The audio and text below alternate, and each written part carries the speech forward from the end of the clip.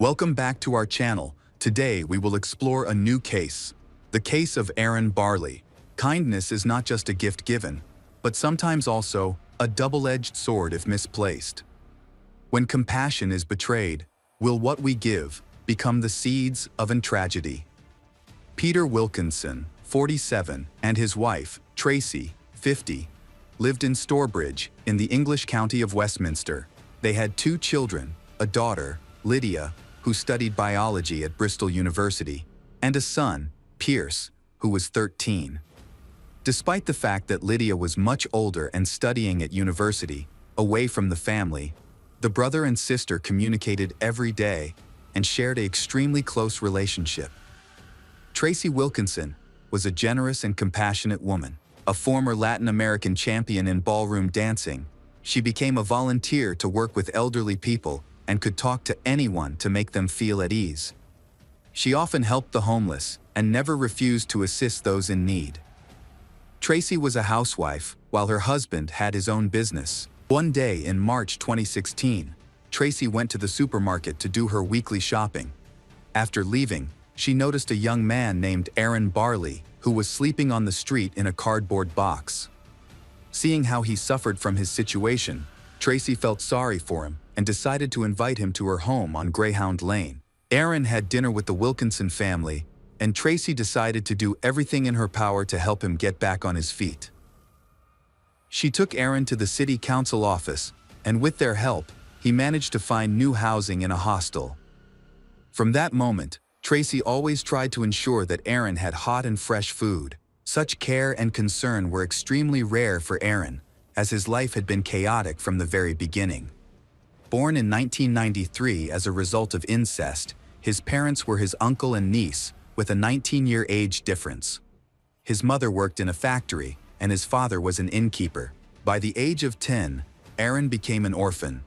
His father died of cancer when he was 4, and 2 years later, his mother had a heart attack, leading him to spend his entire childhood in orphanages and various foster families. During this period, he faced violence. When Aaron was 13 years old, he is at the center of an investigation into a missing person case, and his photo was circulated in the media after he went missing with 2 boys in Bromsgrove. Luckily, he was found and received proper medical care. As Aaron got older, he started sleeping on the streets. He also became addicted to banned substance and alcohol. However, it seemed that after meeting Tracy, his life started to improve. He appeared grateful for the help and support. Meanwhile, the Wilkinson family decided to do whatever it took to help him get through life is hard. One day during dinner with Wilkinson family, Aaron said that he just needed someone to give him a chance. Tracy herself has struggled with alcoholism in the past and was now volunteering at a rehab center that had helped her overcome it. She knew from her own experience how debilitating addiction could be and wanted to do everything she could to help him. Peter decided to get Aaron a job as a laborer at one of his businesses in Newport. For 5 months, it seemed that Aaron's life was getting better. He had a steady income, a roof over his head, and a family that truly cared about him. But soon, everything fell apart. In September, Aaron relapsed and started using illegal substances again. He explained that the reason was because his mother had recently passed away, but this was a complete lie. He became constantly drunk, stopped showing up for work on time, and exhibited aggression towards other employees. Peter decided to fire him. Everything ended peacefully, and the Wilkinson family lost contact with him. After only a couple of months, Peter found Aaron sleeping next to their house, covered in bruises, which indicated that he had been attacked. They decided to give Aaron another chance, helped him find a new place to live, and he earned money doing odd jobs for them. He spent Christmas with them and gave Tracy a card signed, "For the mother I never had." For the new year, Aaron had a new flat in Brierley Hill, and he now had a full-time job. A couple of times a week, he had dinner with the Wilkinson family, and it seemed that everything was getting better. Unfortunately, soon after, Aaron was fired from his job as a furniture polisher, and he lost his home. The Wilkinsons allowed him to stay with them again for 2 weeks until he found a job. On March 26, 2017, Lydia returned home from university and surprised her mother by hiding in the family Land Rover for Mother's Day. When Tracy opened the trunk and saw Lydia, they both cried tears of joy at their reunion. What a pity, Lydia's visit was brief, as she soon had to leave for Bristol to continue her studies. Just 4 days later, on March 30, 2017, at around 10:00 a.m., Lydia received a distressing call from her boyfriend informing her that a crime had occurred in her hometown. Upon reading the news, Lydia saw images of her house surrounded by police tape and emergency services. Alarmed, she immediately contacted the police to learn what had happened, and the news she received was horrifying. That day, Peter had taken his greyhound, Mendy, for their usual morning walk, leaving Tracy and Pierce at home. He had invited Pierce to join him, but Pierce declined, saying he would walk later. When Peter returned home, he noticed the house was unusually quiet, and there was no tea on the kitchen table, a routine his wife usually followed. As Peter entered the house, a man wearing a balaclava attacked him from behind the kitchen wall, raising a knife over his head. Peter suffered 6 stab wounds, 2 in his back, 2 in his stomach, and 2 in his face. During the assault, the attacker screamed, "Die," and curse. Although the attacker was trying to conceal his identity with the mask, Peter instantly recognized him. After the first stab, Peter pleaded, "We are trying to help you." But he responded with increasing rage, then shouting again, "Die," as he delivered another blow to Peter's stomach. Following the attack, Aaron stole the Wilkinsons' Land Rover parked outside and drove away. Despite serious injuries, Peter managed to call 911 and made his way to the garden, collapsing on a chair. Emergency services arrived in just 7 minutes. 2 ambulances and 2 helicopters were dispatched to quickly take the victims to hospital. When the police and medical staff arrived, they encountered a horrific scene inside the house. Peter directed them to Tracy and Pierce to check on their well-being. Police comments: Tracy had been stabbed at least 17 times and was found naked in her bedroom under a duvet, indicating she had been attacked while she was sleeping. She was pronounced dead at the crime scene. Her son, Pierce, suffered 8 stab wounds, one of which was so severe that it nearly ruptured his back. He was found gasping for air on the floor. Right away, Peter and Pierce was rushed to Birmingham for medical attention, but sadly, Peter lost both his wife and son. After police tracked the Wilkinson family's car, they quickly located Aaron. So, he was quickly apprehended. Why? A bloody knife wrapped in a wet shirt was also discovered in the car. For Lydia, the unfolding nightmare was unimaginable. She had planned to return home the following day to choose a dress for the university ball and had promised Pierce she would pick him up from school. Now, all those plans would never come to fruition. As soon as she arrived in her hometown, she went directly to her father before his life-saving surgery. Seeing him in the hospital, surrounded by medical equipment and tubes, was heartbreaking. While Peter fought for his life, Lydia had the painful task of identifying the bodies of her younger brother and mother. Lydia recalled, "I went into the house and sat with my mom and brother. I told them I was sorry I couldn't protect them and stroked their hair. I decided to stay there for a while because I knew it would be the last time I would see them." After the doctor's efforts, Peter survived and spent a total of 11 days in the hospital, 6 of which were in intensive care. The community in Stonebridge was shocked by such a horrific event in their town. In a show of respect, flowers were placed around Wilkinson's house. Many people came to express their sorrow. Meanwhile, the police obtained surveillance camera footage from Wilkinson's house, revealing a disturbing sequence of events.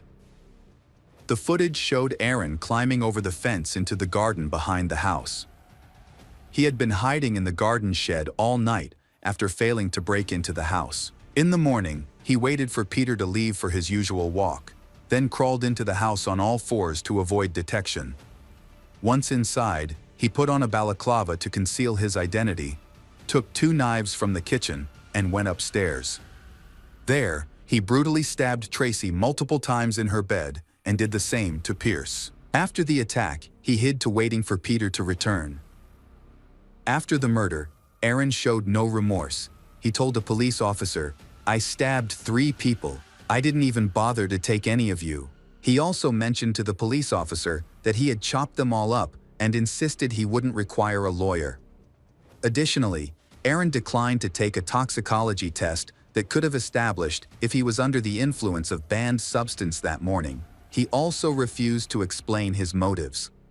While in custody, he boasted about killing a mother and her son and expressed satisfaction that they were dead. His only regret was failing to kill Peter. One uncertainty is why he committed this crime.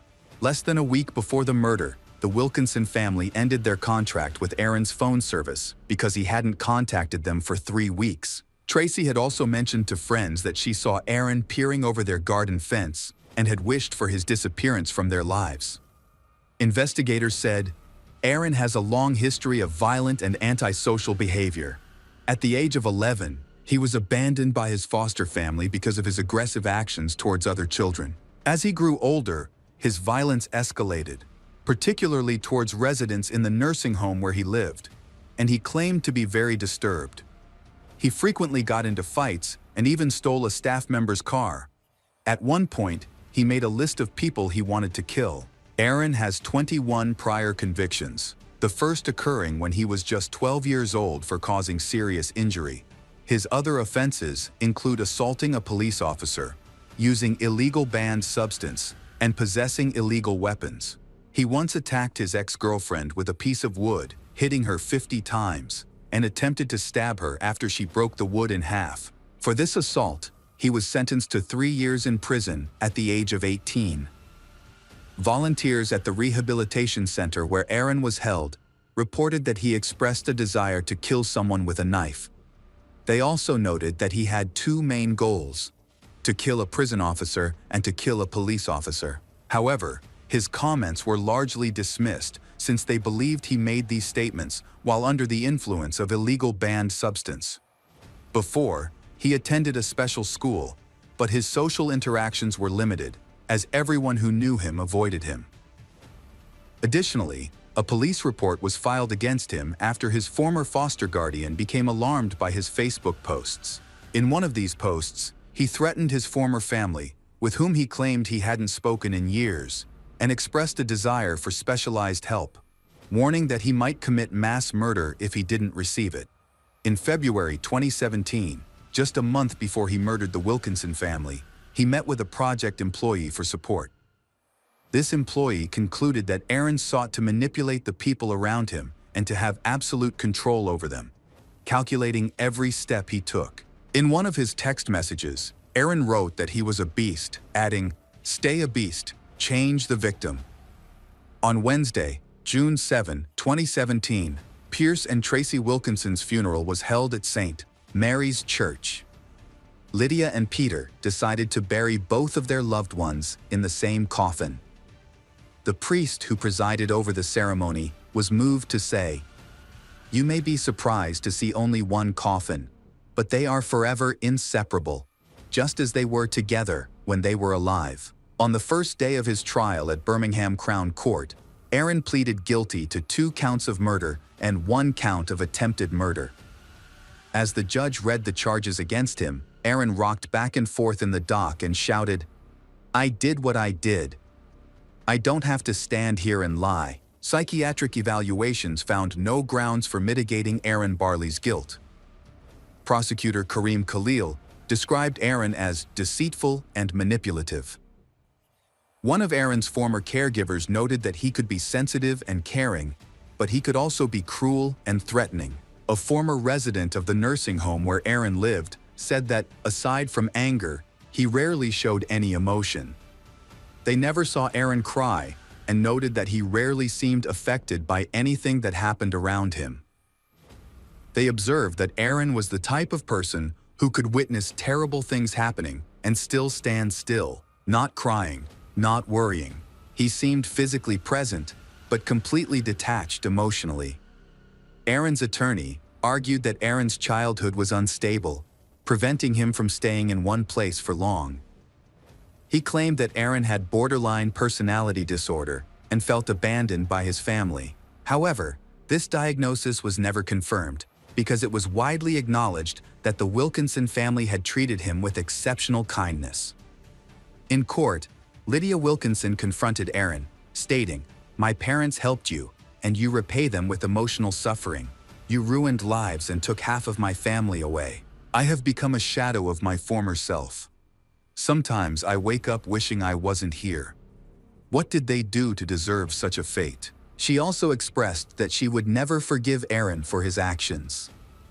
After her statement, it appeared that Aaron began to cry and softly said, "And I'm very sorry." The judge commended Lydia for her courage and maturity, noting that she had shown strength beyond her years. However, he pointed out that Lydia was struggling with anxiety attacks and could no longer be left alone.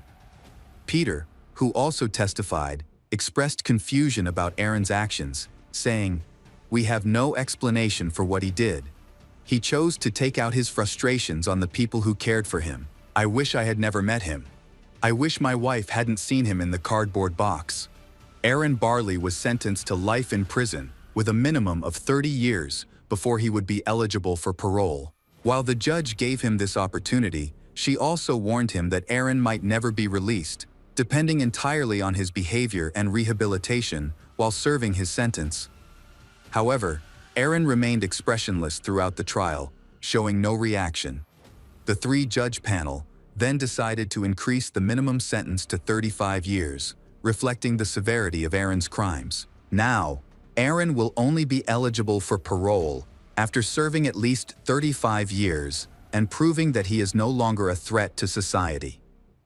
Whether or not he will ever be free is a question that only time will tell. Peter and Lydia continued to live in their home on Greyhound Lane. Peter said, "This is our home, and we couldn't let him take anything else away from us.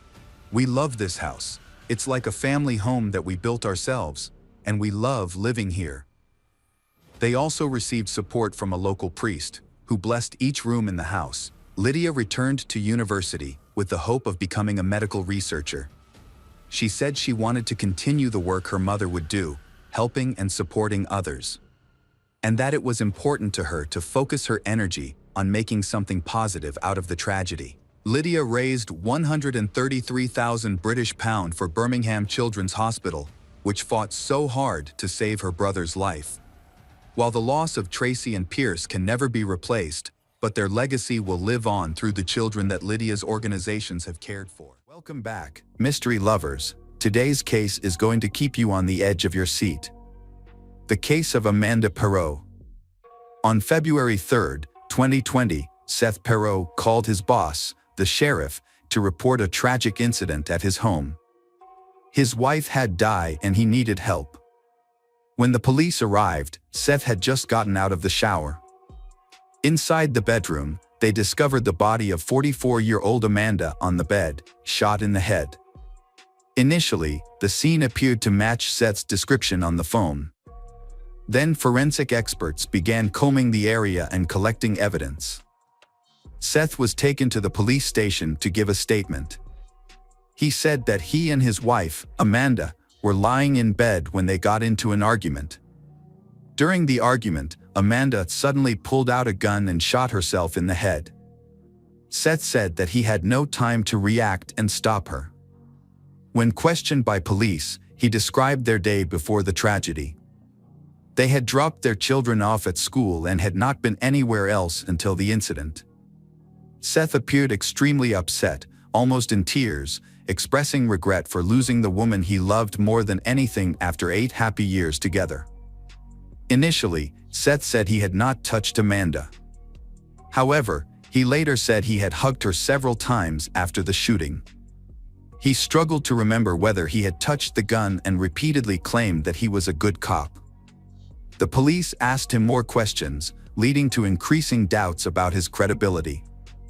They knew that Seth, who had come from another police department, had a bad reputation and was known for aggressive behavior at work.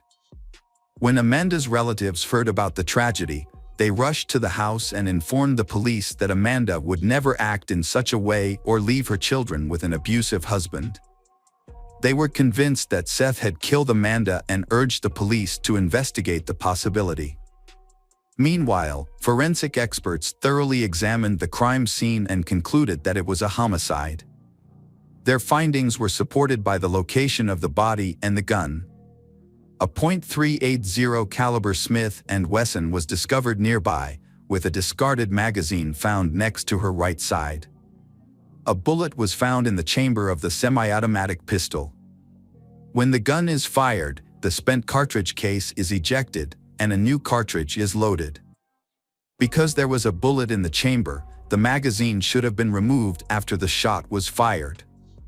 If the gun was functioning properly, the magazine could only be ejected by pressing a button, which would have had to be done after the shot. However, if the Amanda died immediately, who pressed the button? The weapon was tested and found to have no faults. Additionally, there was no blood on Amanda's hands or on the long sleeves of her shirt. The bedroom contained 20 miniature whiskey bottles, and there were no signs of forced entry or any intruders. The primary suspect was the Seth. He was a police officer trained to use a gun, and the murder was carried out with his service weapon.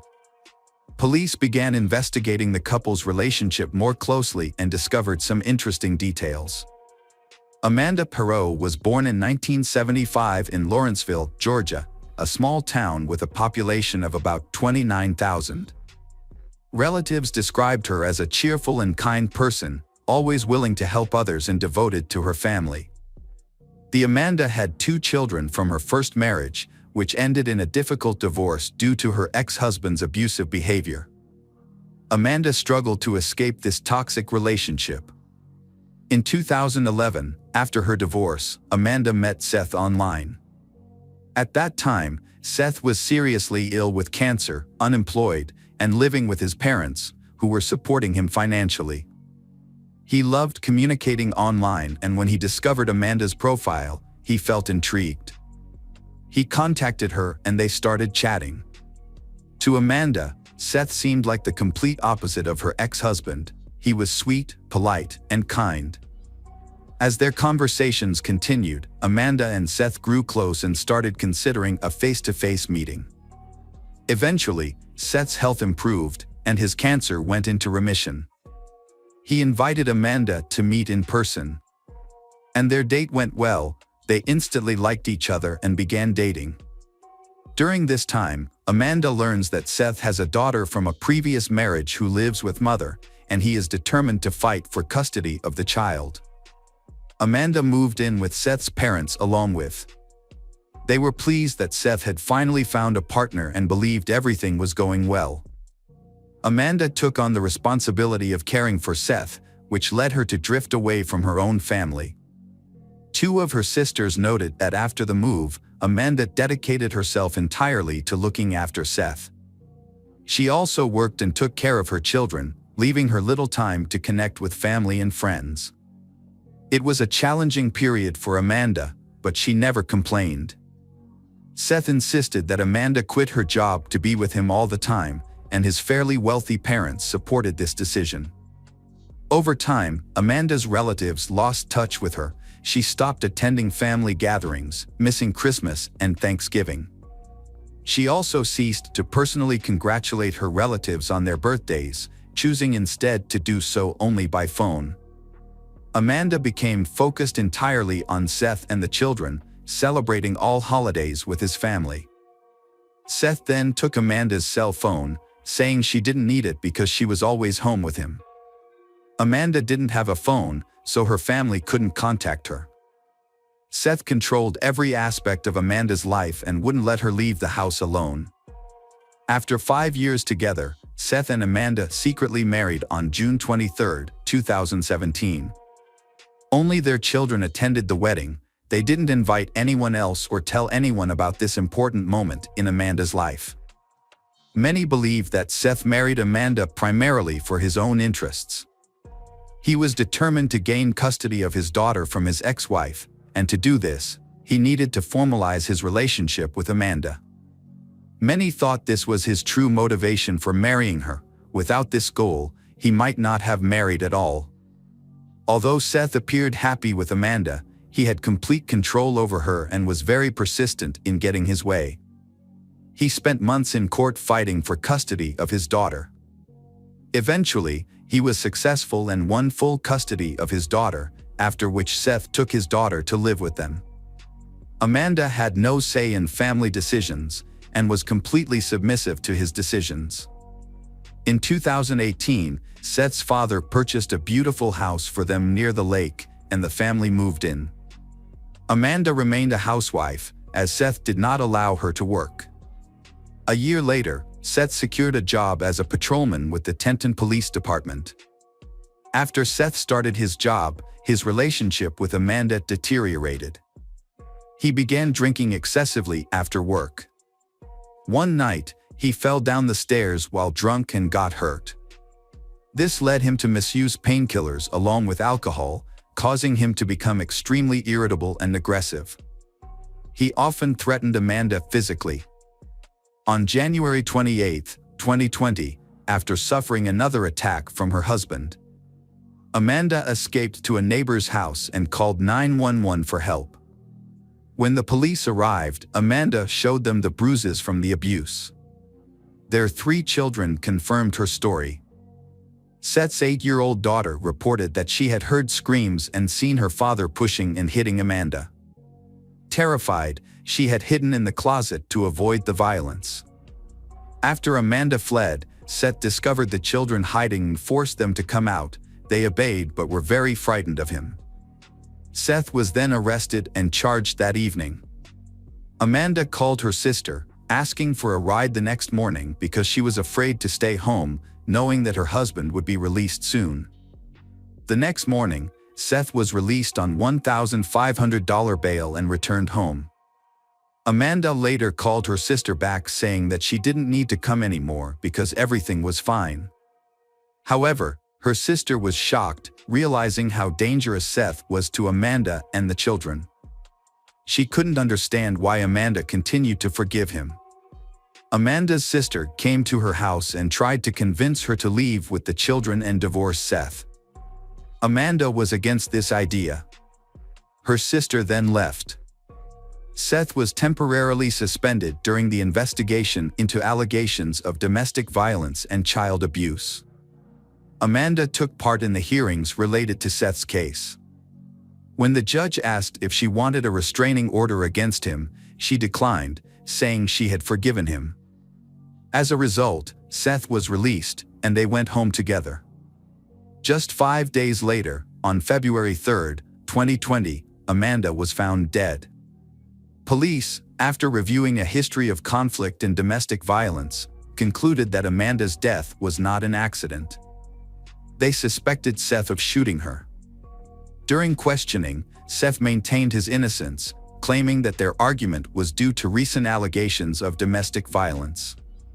During the argument, she pulled out a gun and shot herself.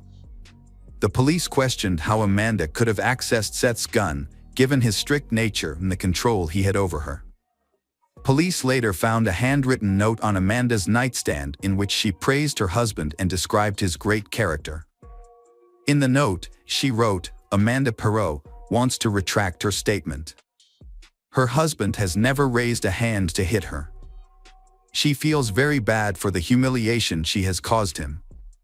She is willing to accept any punishment she deserves for her actions." However, Amanda's sister does not believe that Amanda would write such things about her husband. The handwriting on the note appears to be different from Amanda's usual style, raising concerns that she may not have written it herself, or that she wrote it under pressure or at the behest of her husband. Therefore, the handwriting appears unusual. Seth has a hard time explaining the bruises on Amanda's body. Police suspect that he coerced her into writing the letter to make her death appear voluntary, in an attempt to escape guilt.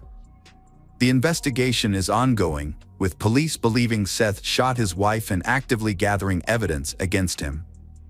They have interviewed the couple's friends and family to uncover more about the history of domestic violence in their relationship. Neighbors reported hearing screams from the couple's house almost daily and often saw Seth intoxicated. The community was aware that the couple frequently argued, with Seth being the aggressor when he drank. Amanda, on the other hand, appeared to be a quiet and modest person, and neighbors never saw her drinking. There were multiple instances where neighbors witnessed Seth dragging Amanda by her hair in their driveway. Although they felt sympathy for her, no one called the police out of fear of Seth, who was a police officer himself. On the day Amanda died, the neighborhood was unusually quiet. There were no sounds coming from the house. The only witness to the events was Seth, whose testimony was not trusted during the investigation. It was revealed that just 20 minutes before Seth's call, a deputy police officer had shown up at their door with a summons for domestic violence. Video from the doorbell camera showed the officer approaching, introducing himself, and waiting for someone to answer. Although Seth heard noises inside, no one answered. The deputy police officer were puzzled by Seth's behavior, knowing that Seth was a police officer who knew the procedures. Seth only needed to hand over some documents, so the deputy police officer wondered why he was hiding and refusing to open the door. Initially, the deputy police officer thought that Seth might not be fully clothed, which could explain the lack of response. He turned his back to the door and asked Seth to simply hand over the documents without looking inside, but still no one responded. This was unusual. After waiting another 7 minutes, the deputy police officer left. They later speculated that when Seth saw the police at the door, he became frightened. Apparently, a shot was fired just before the deputy police officer arrived. After the deputy left, he took a few minutes to calm down and then called his sheriff on his cell phone. Police later discovered that Seth had lied about not leaving the house on the day of the murder. Police reviewed surveillance cameras from the area and the couple's bank card transactions, finding that they had gone to a store 10 miles from their home that day and purchased 20 bottles of liquor. More importantly, the cameras recorded what the Seth was wearing: a Pink Floyd t-shirt and black sweatpants. 4 hours later, when police arrived at the Peralt's home, Seth was wearing different clothes. A plain black t-shirt and the clothes he had worn to the store were found in the washing machine, which had been turned off. In addition, Seth was still wet from his shower. Police suspected that he may have tried to wash off gunpowder residue and blood that may have gotten on him during the shooting, but he had not started the washing cycle. A small smear of Amanda's blood was later found on his pants, and traces of gunpowder were discovered on Seth's left hand.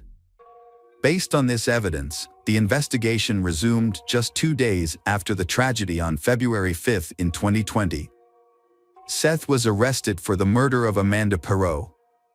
He denied any involvement in her death and also refuted allegations of domestic violence.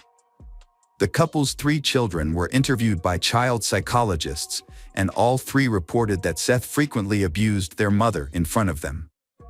The day before Amanda's death, she urged the children not to speak to the police, warning them that Seth might lose custody of their daughter and could retaliate violently. The children lived in constant fear of him.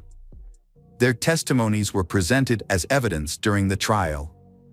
Seth's daughter requested to move in with her mother, and this request was granted, while Amanda's other children stayed with her sister throughout the trial. On August 21, 2020, something unexpected occurred. The autopsy report was released. The state medical examiner concluded that Amanda Perot had shot herself, citing the absence of struggle signs and the burns on her skin from the gunshot. This finding shocked the prosecution, who disagreed with the forensic expert's assessment. The trial began on November 3, 2020, with the prosecution presenting all the evidence that Seth was guilty: gunpowder residue on his hands, blood on his unwashed clothes, discrepancies in the placement of Amanda's body in the gun, and most importantly, Seth's motive for killing his wife. Despite this evidence, Seth maintained his innocence. His attorney argued that changing clothes and showering were not important. Seth simply chose to shower during the day and made no attempt to hide anything. The blood stain may have been from a previous incident where Amanda accidentally hurt herself. However, the presence of gunpowder on Seth's hands was unexplained. It was suggested he might have gotten it while at the police station. The lawyer pointed out that even the state medical examiner concluded Amanda shot herself, as there were no clear signs of a struggle. While burns on her body indicated she was shot from a close distance, the prosecutor claimed that Seth had given her alcohol and drugs, preventing her from defending herself. Amanda's phone had photos of her with a bruise under her eye and a split lip, as well as videos of her husband threatening her, which she had recorded secretly. In a message to her sisters, Amanda said, "Seth just choked she until I almost lost consciousness. He split she lip." The prosecutor noted that a gun magazine was found next to her right hand, while a firearm with a loaded cartridge was located about 1.5 meters away against the wall and ceiling. Blood was also found on the bedspread, with 2 cartridges present, suggesting that the crime scene had been staged. This was in contrast to Seth's claim that he had not touched or moved the body or the gun. The sister of the Amanda testified in court that Amanda had told her just days before the tragedy that if anything happened to her, it would be at the hands of her husband. Police chief reported that when he received the call about Amanda's death, Seth initially mumbled something incoherent before suddenly screaming. Only after he calmed down was he able to explain what had happened. Additionally, Seth's cellmate testified during the trial, claiming that Seth confessed to him about killing his wife. He described how Seth had given Amanda alcohol, sedatives, and painkillers on the day she died, which caused her to lose consciousness, after which he shot her. A toxicology report confirmed that Amanda had high levels of alcohol and drugs in her system at the time of her death. On February 25, 2022, after 2.5 hours of deliberation, the jury found Seth Perot, 45, guilty of murder. He was sentenced to life in prison without parole. Seth's lawyers were furious with the verdict, claiming that there was no direct evidence to prove his guilt. Following the verdict, Seth Perot's new legal team filed its first appeal, which was denied. Welcome back, detectives. Let's dive into another horrible case. The case of Carrie Farver. In 2012, Dave Kropa, 34, moved to Omaha, Nebraska to start managing an auto repair shop he had recently inherited. Shortly before this, he separated from his wife, Amy Flora. They have 2 children together, and for the sake of their children, they remain on good terms and see each other regularly. Dave is trying to find a new woman to date, so he created profiles on several dating sites. He is friendly, sociable, and easygoing, so there are many people who want to meet him and want to start a relationship with him. At that time, he did not want a long-term or serious relationship, and he was content to enjoy fun moments with women. On an autumn day in 2012, Carrie Farver visited Dave's auto repair shop to have her car checked. Carrie was a 37-year-old, single mother. She has a 14-year-old son, and he is aiming to become a programmer in the future. When Dave met her, he was instantly infatuated with her and asked her out on a date. But she declined, saying he wasn't her type. However, he was captivated by she and wanted to get her attention. He later found her online and sent her a message. Although she didn't respond immediately, she eventually replied, and they started communicating. When she returned to the repair shop for more work on her car, he invited her to dinner again, and this time, she accepted. Carrie was a very cheerful, independent, and energetic woman. In school, she was among the top students, and teachers believed she had a promising future. Carrie was close to her mother, dear friends, and acquaintances. She always wore a smile and never gave up, no matter the situation. However, her life changed significantly at age 22, when she became pregnant by her boyfriend. Her boyfriend didn't like this, and he refused to take responsibility for raising the child. This didn't deter she, though. She quickly decided to keep the baby, become a single mother, and will not depend on boyfriend. She paused her university studies to find a job. She then moved into an apartment near her mother, Nancy. She also graduated from college and eventually got a job in IT with a higher salary. Being a mother came naturally to her, and her life revolved around her son, Max, and she chose not to pursue new relationships, dedicating herself entirely to her child. Dave's first date with Carrie went very well, and she was delighted about their time together. She later shared with a friend on social media that she hadn't laughed so much in years.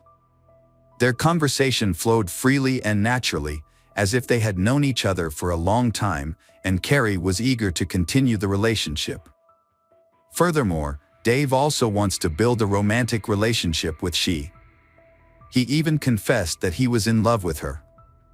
He decided to stop talking to others on dating sites for her. However, before Dave met Carrie, he knew another woman named Shauna Elizabeth Gollier, who went by Liz. She was the first person he met online after divorcing his wife. He found her to be a sweet and cheerful person.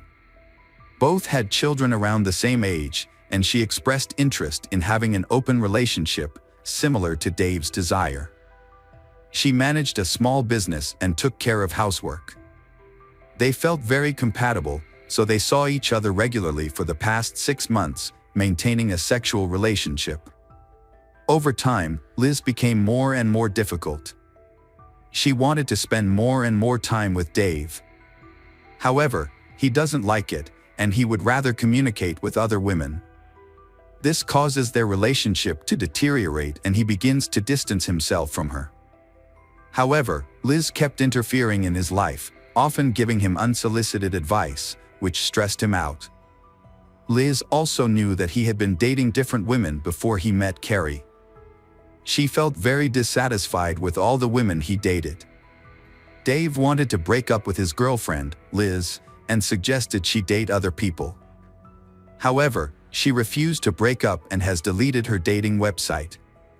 She became jealous of other women, including Carrie, and even of Dave's kids and ex-wife.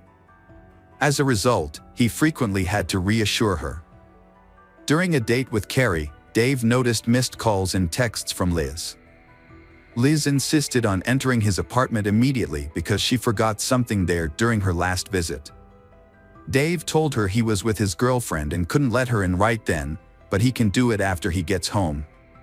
However, Liz kept pressing him to let her in, claiming she urgently needed her belongings. In the end, Dave agreed. He and Carrie returned to his place. When they entered the house, Liz showed up, pounding on the door and angrily demanding entry. Of course, this situation clearly ruined their evening, but Carrie sympathized. She suggested that Dave resolve the issue with Liz first, then they could go to her house where they wouldn't be bothered. And they did just that. Dave opened the door, returned Liz's items. Then he and Carrie left together.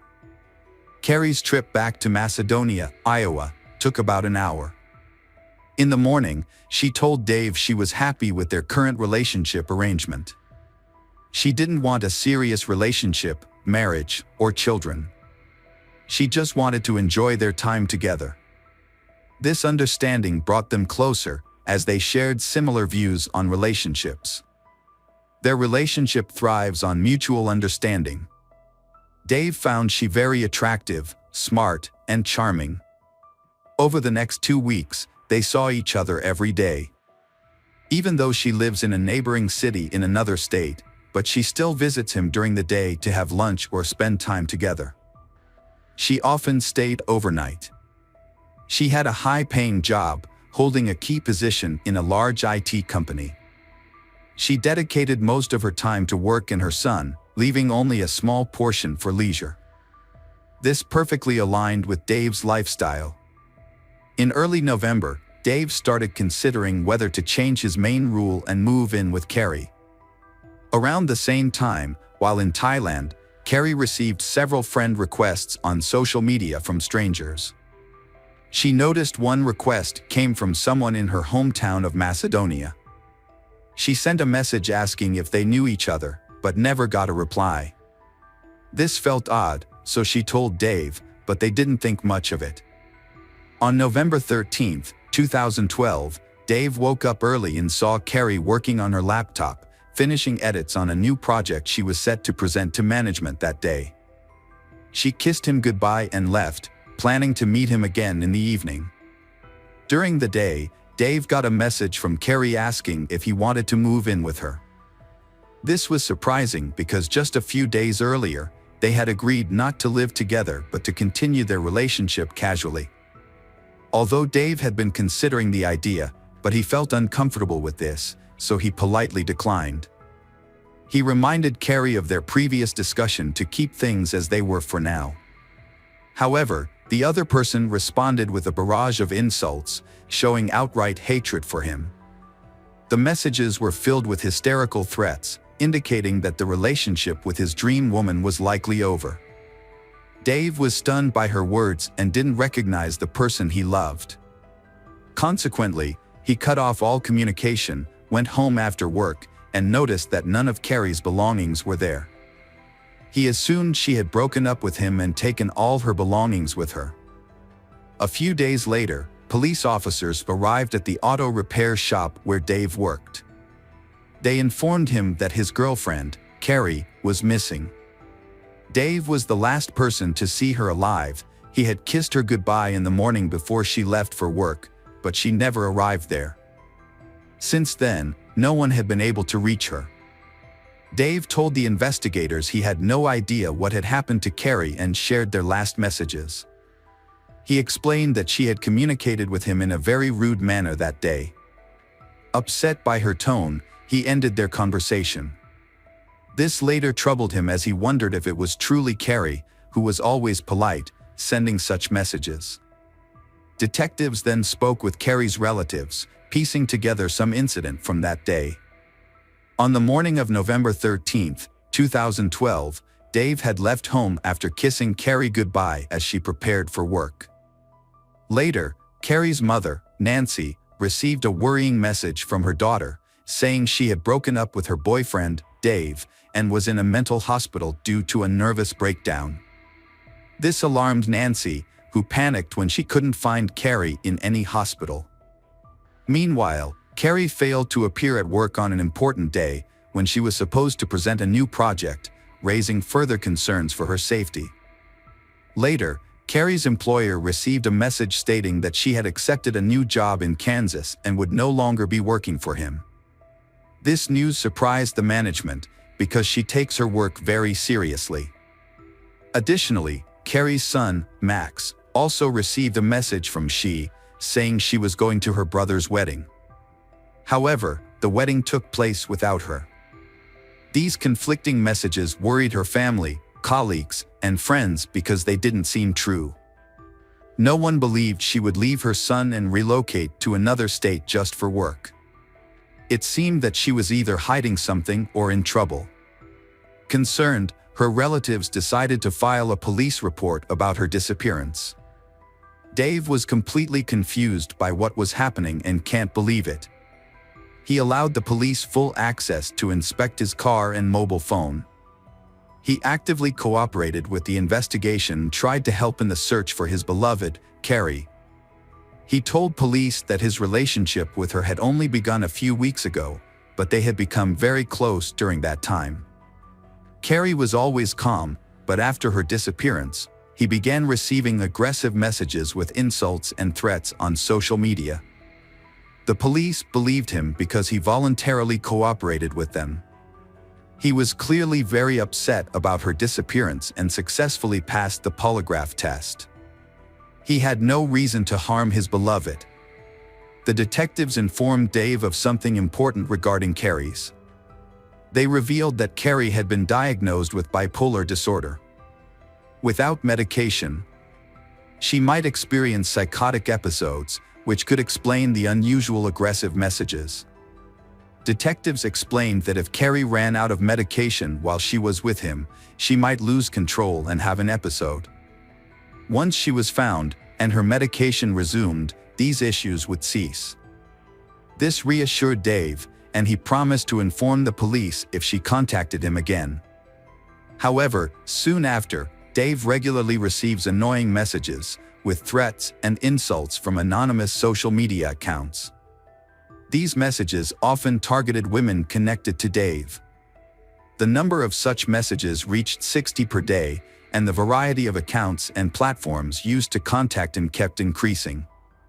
Receiving threatening messages left Dave extremely scared. He reported these threats to the police. An ex-girlfriend of Dave's also told police that she had been sent similar threatening messages after the first date with him. She received threatening messages that if she continued to see Dave's, her child will be in danger. So she cut off contact with he. The situation worsened when Dave's friends began receiving messages accusing him of abusing women. These accusations spread widely, including on dating sites, causing him to receive a series of hostile messages from strangers. Dave had to defend himself, explaining that the accusations were false and lacked any evidence. Dave's life turned into a nightmare. People avoided and despised him. Meanwhile, Carrie, a woman he knew, had been missing for over 3 weeks, and the police were unable to trace her movements, phone, or bank card transactions. Everyone believes she is dead. But her relatives need to find her body and find out what happened to their daughter. Dave continues to be terrorized, so he is forced to contact the police again. However, they were actively investigating his girlfriend's disappearance, and they did not have the resources to investigate the threatening messages he received. In January 2013, Dave accidentally discovered Carrie's Ford Explorer in a parking lot near an apartment building. But it was empty. He immediately reported it to the police, who then inspected the car. The car had a scratch on one side, but there were no fingerprints on the vehicle's exterior or on the steering wheel, not even Carrie's, as if someone had intentionally erased them. However, a single fingerprint was found on a can of mints inside the car, but it didn't match any records in the national database and wasn't Carrie's. The car was very clean, except for a small pink stain on the passenger seat, resembling a spilled strawberry smoothie. After the inspection, the car was returned to Carrie's parents, who later sold it. Meanwhile, the threats against Dave become more and more terrifying. Dave kept receiving photos of the window with messages that the sender had a spare key and intended to break into the house and harm him. They also sent Dave's photos of his children with threats. Afterwards, they even threatened his neighbor. He even received a photo of a woman resembling his neighbor tied up in a car trunk. Frightened, he called his neighbor to ensure she was safe. She said that she was actually at home. During these times, Dave tried to dismiss the threats and hoped it would all end soon. This tense situation drew him closer to his neighbor, who was also targeted by the attacker. Dave and neighbor girl began to communicate with each other more regularly and share their experiences and worries. Often, while watching movies together, they would simultaneously receive threatening and insulting messages on their phones. After receiving several threatening photos, including some pictures of his children, Dave contacted the police again. However, the investigators seemed indifferent and did not take any action to resolve his problem. Frustrated, Dave submitted a report to a special unit in Omaha that handled such cases. Unfortunately, this department had only one specialist, who was overwhelmed with 94 cases and unable to assist him. Feeling desperate, Dave had no choice but to accept the situation and try to move on. He began to suspect that someone with mental health issues was behind the harassment, but he had no evidence to support this theory. Carrie's father had passed away, and her family grew increasingly worried when she missed the funeral. Instead, they received a text message with an apology from her, but no one had heard her voice for months. Carrie's family sensed that something was wrong and suspected that she was not the one sending these messages. In the spring of 2013, a man contacted Carrie's mother, Nancy. He tells Nancy that Carrie called and told him she was in a homeless shelter and wanted to be picked up. Nancy reported this to the police, and together they went to the shelter. Then they went there together, but they found out that Carrie wasn't there and she had never been there. Through the court, Nancy has been awarded custody of Carrie's son, Max, who who had been living with them all along. Meanwhile, Dave and the neighbor's relationship becomes troubled. They constantly broke up and reconciled. She is increasingly annoyed and makes Dave uncomfortable. Ultimately, they ended their relationship in August 2013 because he doesn't want to build a serious relationship with she. Soon after, Dave's garage was vandalized. A few days later, Dave discovered that the house neighbor girl was renting had caught fire. The fire wasn't severe, so the rescue team was able to save the house, but the facilities need to be repaired. Tragically, a dog, a cat perished in the fire, prompting she and her 2 children to temporarily move in with relatives. She also informed the police that Carrie, who had threatened her, was the one responsible for burning down her house. Subsequently, Dave received a bizarre message, purportedly from Carrie, claiming she was pregnant. Knowing this was impossible, as he had undergone a vasectomy years earlier and was incapable of having children, this made him suspicious about whether Carrie was really the one who sent him the message. Moreover, Carrie had had a hysterectomy, making it impossible for her to be pregnant as well. 2 months later, a bright orange sign appeared at Dave's auto repair garage, accusing him of mistreating women. In January 2014, Dave's longtime girlfriend visited him at night. A few hours after they went to bed, someone threw a brick through the bathroom window. This incident caused Dave to become extremely stressed, and he realized that the situation had gotten out of control and become dangerous. Because the police did not take action, Dave decided to leave and move to a different house. He found a new job, changed his phone number and all his contact details, and bought a firearm for protection. As a result, he disappeared from public view for a long time and did not contact anyone. However, then, he registered on a dating site under a different name and arranged to meet a new girl. The girl never appeared at the date. Instead, he received a threatening message from Carrie. It turned out the girl also received a similar threat, which is why she didn't attend the date. Dave's neighbor girl also received an email expressing anger. It was from someone named Amy Flora, which was Dave's ex-wife's name. She suspects that Amy might be the one behind everything. Unable to reach Dave, so she contacted the police and reported the stalking. This theory seemed plausible, because Amy has every reason to hate Dave for the divorce. During this time, Dave's gun vanished, indicating a possible break-in at his house and he could be in danger. He reported this to the police. As the situation got out of control, the police finally decided to take a closer look at the stalking. Their main focus is investigating Carrie's disappearance. When they questioned Dave again, they knew that he had nothing to do with her disappearance. With new details, the investigator doubted that Carrie was threatening her boyfriend and others. They don't understand why Carrie, who has been dating Dave for about 2 weeks, would threaten him and everyone around him. She even left her entire family, their home, and their successful job for him. It didn't add up and shows that someone may have kidnapped her and stolen her identity. On December 5, 2015, Liz Gollier, an old girlfriend of Dave's, called 911. She reported that she was attacked while walking home late at night through the park. She saw a shadow in the darkness before being attacked from behind and asked if she liked Dave, followed by a gunshot. Liz identified her attacker as resembling Amy Flora, Dave's ex-wife. The attacker shot her in the leg but then disappeared into the night. Luckily, Liz's injury was minor, and she was taken to the hospital. The police visited Amy to verify details and determine whether she was responsible for the shooting.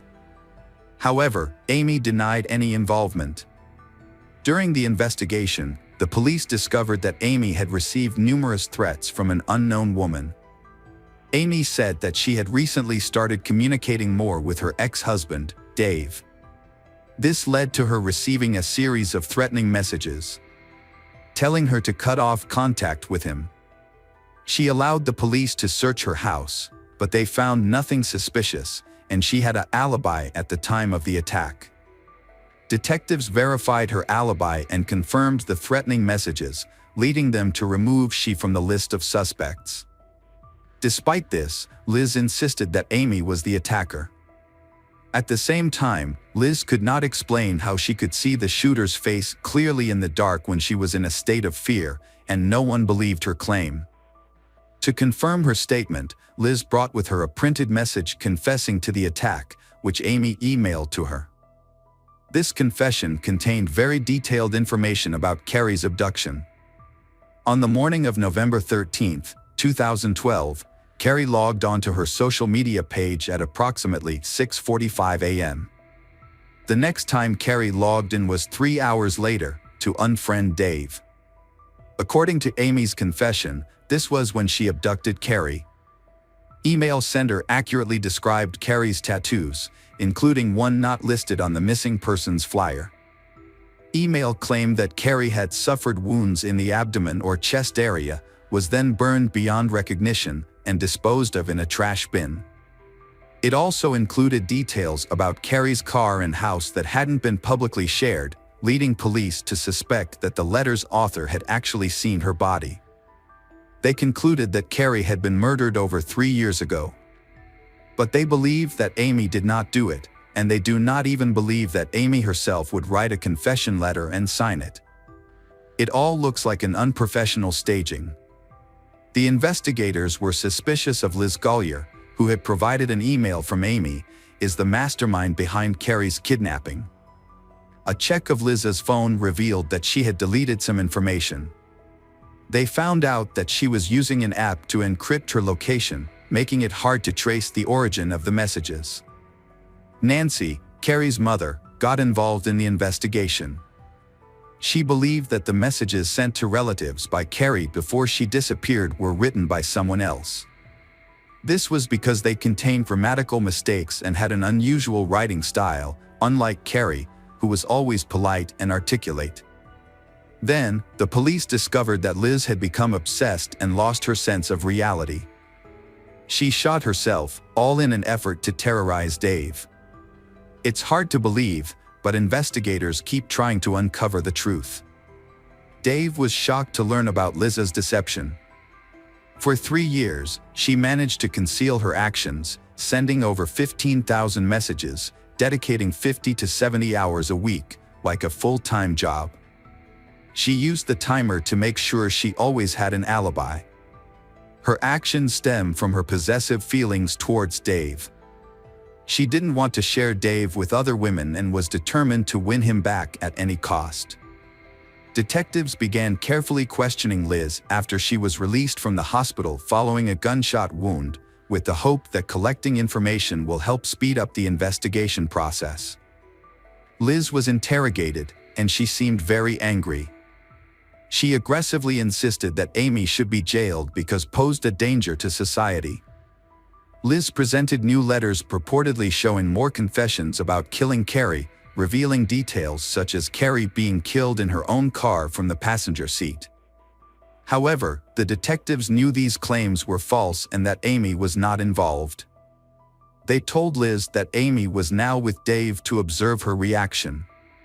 As expected, she became furious and lost control.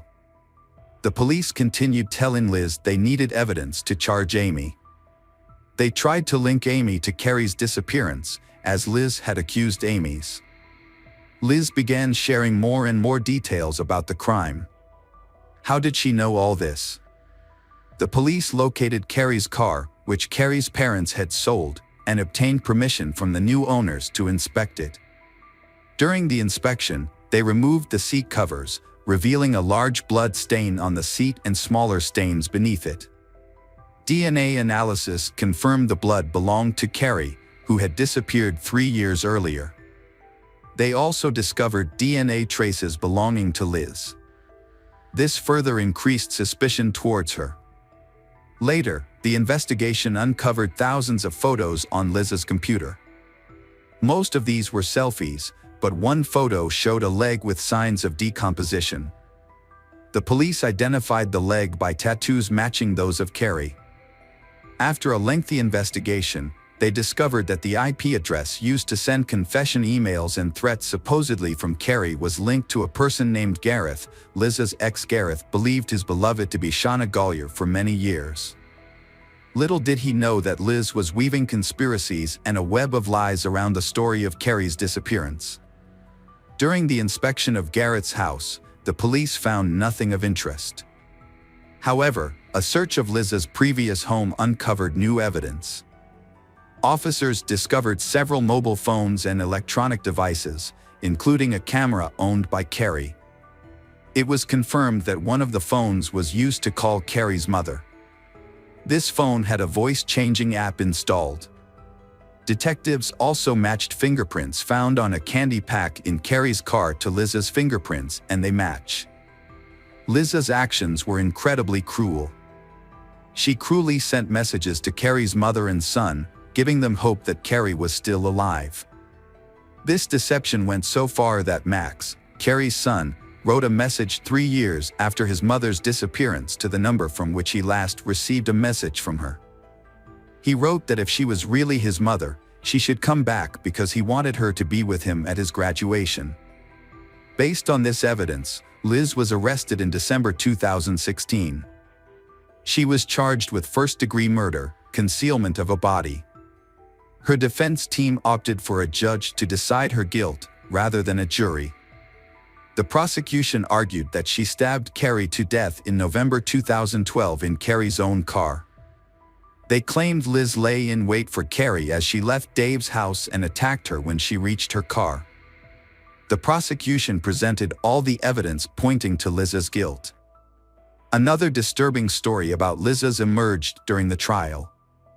Liz once had a young son named Cody. Cody's father, who had a mental disability, cherished his son. When Cody was found unconscious, it was determined little boy died from shaken baby syndrome. Cody's father confessed to the crime and was imprisoned. However, his family believed Liz was the true perpetrator and had manipulated the father into confessing. Additionally, it was revealed that this was not Liz's only instance of harassment.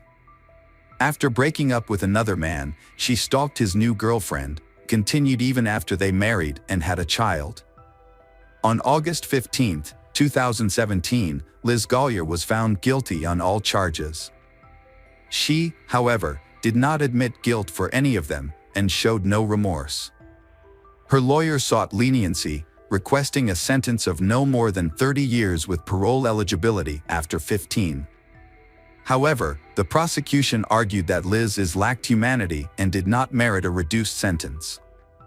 Consequently, she received life imprisonment without parole. Liz continues to deny her guilt and is appealing the verdict. Carrie's family never recovered her body, which remains missing. They long to find her remains to fulfill her wishes of cremation and scattering her ashes. Hi everyone, thanks for returning. Let's unravel another horrible case. The case of Jacobson family. Neil Jacobson was born in 1961 to Harold Jacobs, a former Marine, and Goldie, a homemaker. He had 2 sisters, Deborah and Robin. Although the parents were strict, they also loved their children very much. Despite the outward calm, but Neil's parents faced some challenges. His mother struggled with lifelong depression, managed with medication and therapy. On the contrary, his father is a calm person and a reliable support for the family, but sometimes he cannot avoid moments of breakdown. Neil also faced mental health issues, likely inherited from his mother, and tried to meet the high standards set by his parents. His sisters, however, seemed unaffected by psychological issues. Neighbors saw family members treating each other with respect and love. Neil's first serious problems began after he was admitted to Montclair State University. He successfully completed his initial years, but each new stage became increasingly difficult. Additionally, he took a job to support himself. He tried his best to manage the workload from both his studies and his job, while also wanting to make his parents proud. However, at times, he couldn't handle it. As a result, just before earning his bachelor's degree, he suffered a breakdown and dropped out of school. Despite facing psychological difficulties and strictness from his parents, he still received support from his father. Yet, it was always very hard for him to accept that he couldn't live up to his parent example. Neil's relationships with women were often complicated and not smooth. However, when he was 29, he met Frankie at the gym. She was 33 at the time. He worked on Long Island, while Frankie worked on Wall Street. Their shared profession as stockbrokers brought them together. They both lived in the same residential complex in Queens, New York. Initially friends, they gradually began dating. Their mutual interests and activities drew them closer. They spent many weekends together over the years.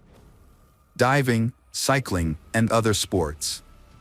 Their relationship was genuinely happy, as noted by all their friends. On New Year's Eve in 1989, they announced their engagement, and by the end of July 1991, they were married. They decided to start their own business. Neil opened a mortgage brokerage firm in 1993, and a few years later, Frankie left her job to join him in growing the company. Their business prospered, and by 2002, they were able to purchase a luxury home. Not everything went smoothly for them. They always wanted children, but Frankie couldn't get pregnant. She was undergoing infertility treatment for a long time, and finally, a miracle happened. She became pregnant and gave birth to twins, Eric and Joshua, in 2003. The two boys are a great couple and support each other well. Joshua had speech difficulties, but they did everything to support the boy. He attended specialized therapy that their wealth allowed them to afford. During this time, Neil grew tired of the weather in New Jersey, where their mansion was located. In addition, his father Harold's health was deteriorating, and it was difficult for him to visit them because of the distance. To be closer to his father, he decided to move to Florida. He bought 4 properties in the Palm Beach area, 3 condos, and a dream home worth about $1 million. He sees apartments as a good business opportunity to earn rental income. Neil started planning to move, but Frankie was not excited about it. She enjoyed their current home because her family, friends, and business were there, and their children were still young.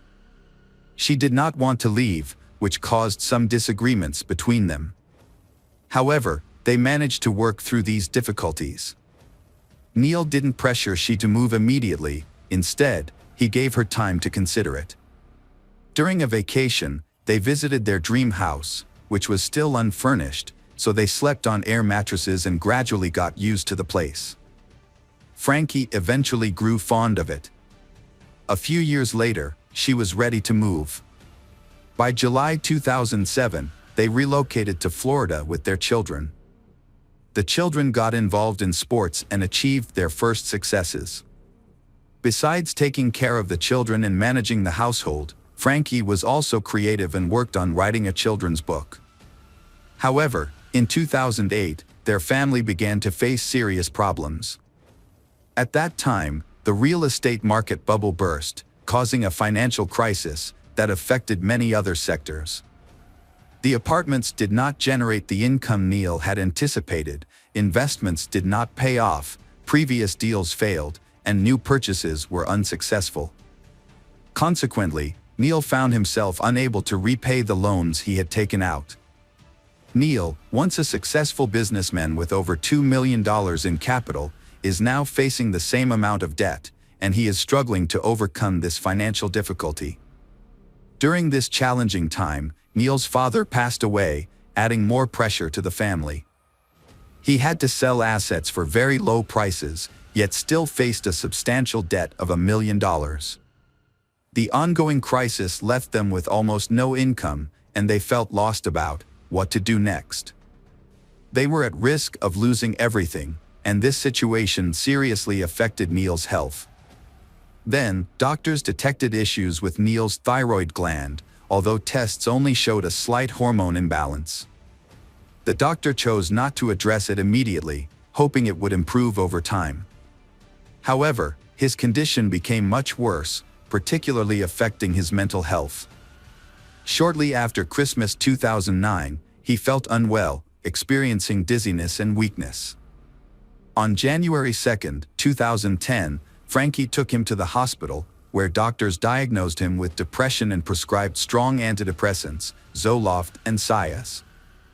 After a second doctor visit, he was also prescribed the sedative Oxynax, but his condition did not improve, leading him to see a psychiatrist. During his first meeting with the new doctor, Neil reported frequent panic attacks related to the real estate market collapse. Although he had no obvious symptoms that required previously prescribed medications, he did show signs of anxiety. Instead of reducing or changing his medication, the doctor increased the dosage, which led to further deterioration of his condition and the emergence of alarming symptoms. Frankie told her sister, Neela, that Neil experienced periodic hallucinations and had trouble sleeping. He often behaved inappropriately, seemed disoriented, and felt lost. He was convinced that FBI agents were monitoring him because of his debts. He believed that he and Frankie would be imprisoned and that their children would be placed in foster care. All of his relatives knew that he wasn't being watched, but they couldn't convince him otherwise. He was truly paranoid. Neil became withdrawn, staying awake at night waiting for Frankie to wake up, and spent his days following her around, constantly talking about his fears. He couldn't handle the gaze of strangers, so he almost completely stopped going outside, fearing he was being pursued by the FBI. One notable incident that showed Neil's paranoia happened when Frankie managed to get him to go to the gym. She believed that exercise could improve his overall health, including his mental health. However, even before getting on the exercise bike, Neil's heart rate skyrocketed to 200 beats per minute due to his anxiety. This heart rate was dangerously high for his age, so they had to stop the workout to avoid risking his health. Neil's condition was deteriorating, yet he continued taking high doses of medication. About 3 weeks before the incident, he went out alone to enjoy the fresh air. Without waiting for his family, he got into his car and drove off. Luckily, he didn't get far. After driving for a while, he crashed into a barrier at an intersection. Disoriented, he exited the car and began acting inappropriately. A passing driver noticed his odd behavior and called 911 to alert the police. Then, the night January 22, 2010, Neil hid a gun on the top shelf of his bedroom closet. It was a Smith & Wesson revolver, next to an open box of .38 Winchester cartridges and a letter he had opened 3 days earlier. 3 rifles were also concealed in nearby drawers. A birthday party for Neil's twin sons, Joshua and Eric, was planned for January 23. Family and friends would gather for the party, play laser tag and take souvenir photos. Unfortunately, the children never arrived at this party as they were soon tragically shot. Around 6 a.m. on January 23, 2010, while everyone was still asleep, a tragedy unfolded, just hours before the party. Neil woke up, retrieved a gun from the closet, and his wife Frankie heard the noise. Frankie was half awake, not understanding what was happening in the next room, so she called her husband, Neil, and asked him what he was doing. Neil emerged from the dressing room holding a gun and pointed it at Frankie's, 53 years old. He told her that it was over and there was no other way. Terrified, she pleaded with him not to do it, insisting that she wanted to live and asked about their children. Neil persistently told her that there was no other solution and that they all needed to go to another world. She couldn't believe what she was hearing. Realizing he was serious, she rushed at him, in an attempt to take the gun from him to protect herself and their children. A life and death struggle broke out between them, and they fell to the floor. Frankie fought with all her strength to take the gun and save herself and the children, but her efforts were in vain. Neil was stronger. He managed to wrest the gun from her grasp and shot her twice in the face, killing she instantly. During the struggle, she suffered several injuries, including a knocked-out front tooth and cuts on her fingers. Then, Neil reloaded the gun, put more bullets in his pocket, and went to the children's room at the other end of the house. First, Neil went to Eric's room, where his son was still sleeping soundly and didn't hear the gunshots. Neil, without hesitation, raised the gun and aimed it at his son's head. He shot Eric twice in the face, causing blood to splatter up to the ceiling and cover the surrounding walls. Although Eric did not die immediately, but the boy began to moan and choke on his own blood. Neil then pressed a pillow to his son's face and fired 2 more shots. At this time, the boy showed no signs of life, and Neil concluded it was over. He reloaded the weapon and went to Joshua's room. Like Eric, Joshua was still fast asleep and did not hear a thing. Neil placed a pillow on Joshua's right cheek and shot him twice in the face. The boy didn't react. Neil checked to ensure the boy was dead, then he leaving the room. He returned to the bedroom, past Frankie's body, and went into the bathroom to wash the blood off his face and hands. Afterward, he took his car keys and attempted to rouse his deceased family members, telling each of them to come on quickly and adding that if they didn't get up, he would have to leave without them. Of course, none of them responded. The ambulance arrived at the scene. Neil was covered in blood, but only suffered minor injuries from the accident that occurred earlier. The officers attempted to speak with he. During a brief and unclear conversation, he repeatedly tried to find his gun and acted suspiciously. The police confiscated the gun and continued questioning him. During the conversation, he confessed to killing his family. He was detained until the incident could be clarified. The detectives quickly began their investigation. They went to the Jacobson family home in Wellington, Florida, near Palm Beach, to verify his statement, where they discovered a horrific scene: 3 bodies inside the house. The crime scene was undisturbed, with bodies in various locations throughout the home. There was a lot of blood, and all 3 family members were dead. Forensic experts started examining the house, while detectives interrogated Neil at the local police station, allowing them to piece together the incident of that terrible morning.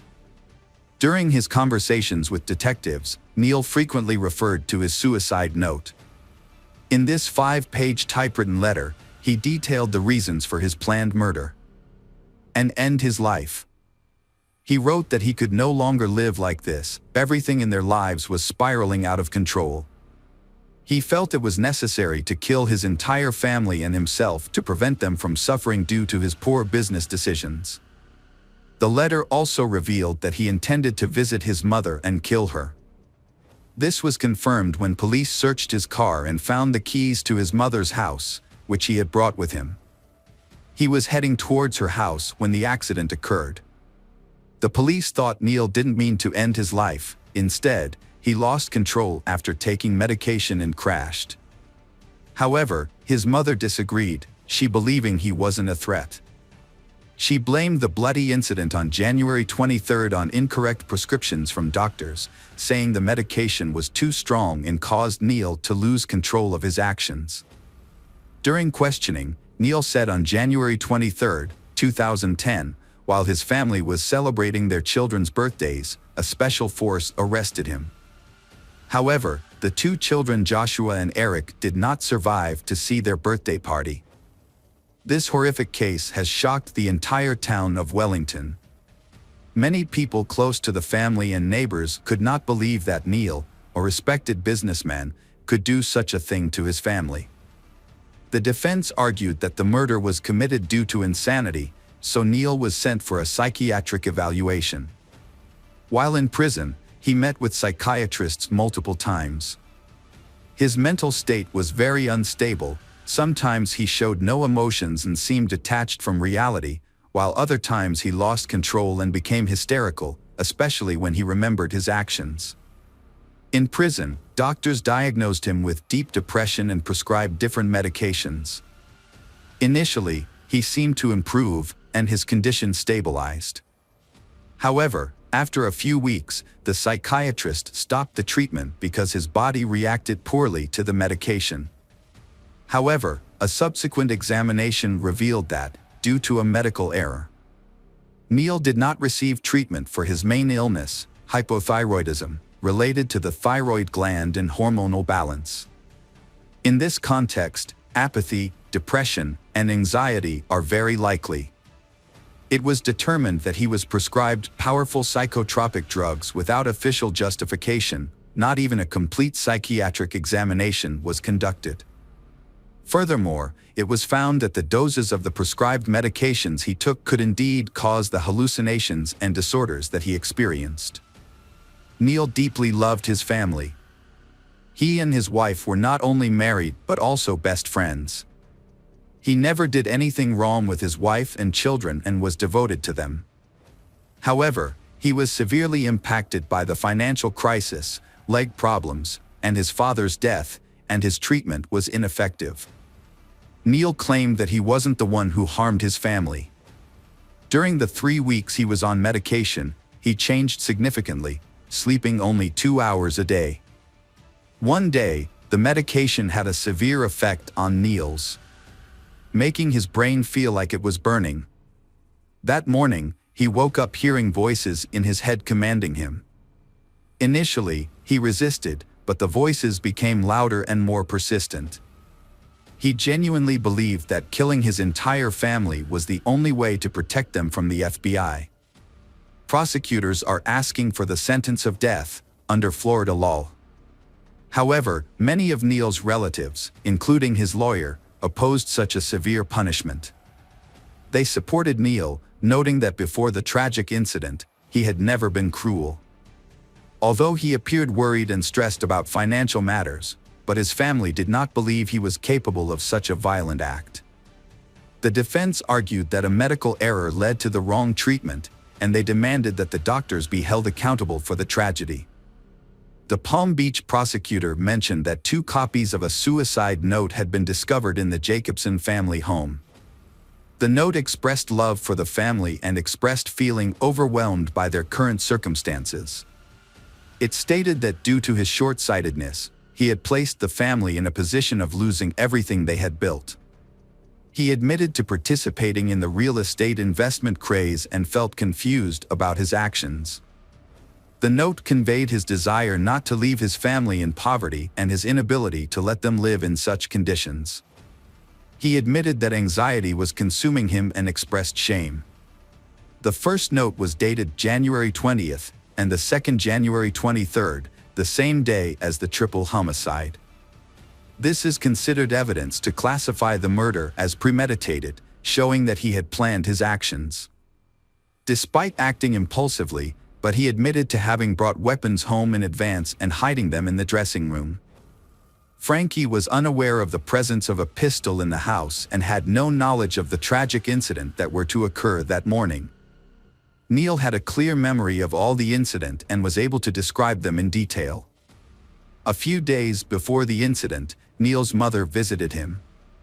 During her visit, Neil repeatedly hugged her and said her that he loved her no matter what happened. This behavior raised doubts about his mental state. Despite this, the Frankie family viewed Neil as a coward and cruel man for allowing evil to take control and lead to the death of his entire family. The defense argued that Neil's inappropriate behavior, such as waking up and immediately rushing to the weapon closet, suggested a mental disorder. They claimed he was influenced by voices and experienced a breakdown due to medication. Friends and relatives confirmed these claims. Subsequently, an independent psychiatric examination diagnosed Neil with bipolar disorder type 2 and several other serious mental issues. These findings led to him being deemed insane at the time of the crime. Nonetheless, the lawyers believed the jury would not accept this insanity defense and advised Neil to negotiate a plea deal with the prosecution. To avoid the death penalty, Neil agreed to a deal. Consequently, in February 2012, he pleaded guilty to murdering 3 people. His death penalty was replaced with 3 life sentences without the possibility of parole. Initially, He was under special supervision by prison guards, which is common in cases with a high risk of end his life. Neil attempted to end his life 3 times, feeling he had nothing left to live for, but each time he was saved. As part of the plea bargain, his relatives are allowed to visit him twice a year. In prison, he works as a clerk in the library, helping prisoners choose books and find information. Fellow prisoners say that Neil cries every day in his cell when he is alone, regretting his actions. Before the verdict, he often stated that he was indifferent to the death penalty and even expected it as a form of release. For someone who was once a loving husband and father, living with this overwhelming guilt is unbearable. This year, his wife Frankie would have turned 78, and their children Eric and Joshua would have been 32. Instead, they will forever remain 53 and 7, buried together in one grave. Hi everyone, thanks for returning. Let's unravel another horrible case. The case of Linda Cooney. On June 28, 2011, at approximately 8:30 a.m., Linda Cooney called the Las Vegas police. She was in a panic, reporting that her son Kevin had been shot in the neck and needed immediate help. When police and an ambulance arrived at their home, they found Kevin Cooney, 30, lying on the living room floor, bleeding. They quickly provided him with medical assistance. When the police arrived at the crime scene, they found several unusual details. Ammunition and weapons were scattered across the floor, which was not typical. They determined that the Kevin had been shot with Linda's pistol, but she could not identify who fired the weapon. There were no signs of forced entry into the house, and nothing appeared to be stolen, so they ruled out robbery as a motive. Linda was 63 years old at the time. She remained calm during the police interrogation. The interrogation lasted about an hour and was recorded. Linda insisted that she did not know who shot her son and denied any involvement, despite pressure from the police. When the police arrived, Kevin only had time to say that the shooting was an accident before he lost consciousness. He was rushed to the nearest medical center.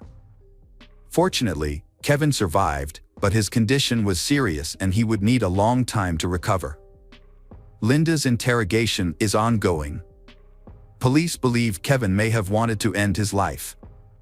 When Linda was questioned about this, she stated that he had tried to do so before.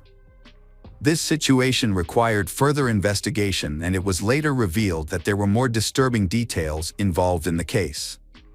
During the investigation, it was discovered that a similar tragic shooting had occurred in the family 19 years earlier. Linda reported that Kevin had gone through a troubled adolescence, which had worsened after the death of his father. She informed the police that Kevin had repeatedly threatened to end his life. Even as an adult, Kevin continued to exhibit unstable behavior. Linda recounted an incident just hours before the shooting, at approximately 1 a.m. on June 28, 2011, when Kevin attacked her after an argument. He suddenly turned a corner and struck her in the chest, knocking her to the floor. She showed the police a large bruise as evidence of the attack, saying that Kevin had expressed a desire to kill her. After the fight, Linda went to bed. At the time, only Linda and Kevin were home, as her youngest son was away on a business trip. The conflict with Kevin began because of his relationship with a girl named Karina Taylor. Linda described Kevin as emotionally unstable and Karina as unpredictable, which led to frequent arguments. She said that these conflicts were common and that she was used to them. The next morning, Linda woke up and went to the kitchen to get a glass of water. In the living room, she found Kevin lying on the floor with a gunshot wound. He was still alive. However, strangely, Linda said that she did not hear the gunshot. Experienced police sensed deception from the start. It appeared that Linda was trying to conceal what happened that night. She was careful with her words, while the Kevin was unconscious and there were no other witnesses for the police. So they decided to test the only piece of evidence, a .357 Magnum pistol used in the shooting. They knew the gun belonged to Linda. What is even more astonishing is that 10 years ago, Kevin's father, Jim, was shot with this gun in Palm Beach, Florida. Police investigated the case and learned that Linda had been acquitted of murdering her husband, after which Linda tried to reclaim the gun, claiming that she needed it for self-defense. She eventually succeeded in getting it back. The police try to find some similarities between Jim's and Kevin's cases that might support the idea that Linda tried to kill her son. They may even consider re-examining the first crime. Meanwhile, the police talk to family members. Jim's brother, Bob, believes that Linda intentionally shot both cases. He never trusted Linda, but there was nothing he could do to protect his family from harm. Bob was the eldest child in a wealthy and large family. As Jim grew up, he became a successful lawyer and made a good living. The family originally came from Palm Beach, while Linda was from the Midwest, where her parents owned a small family farm in Wisconsin.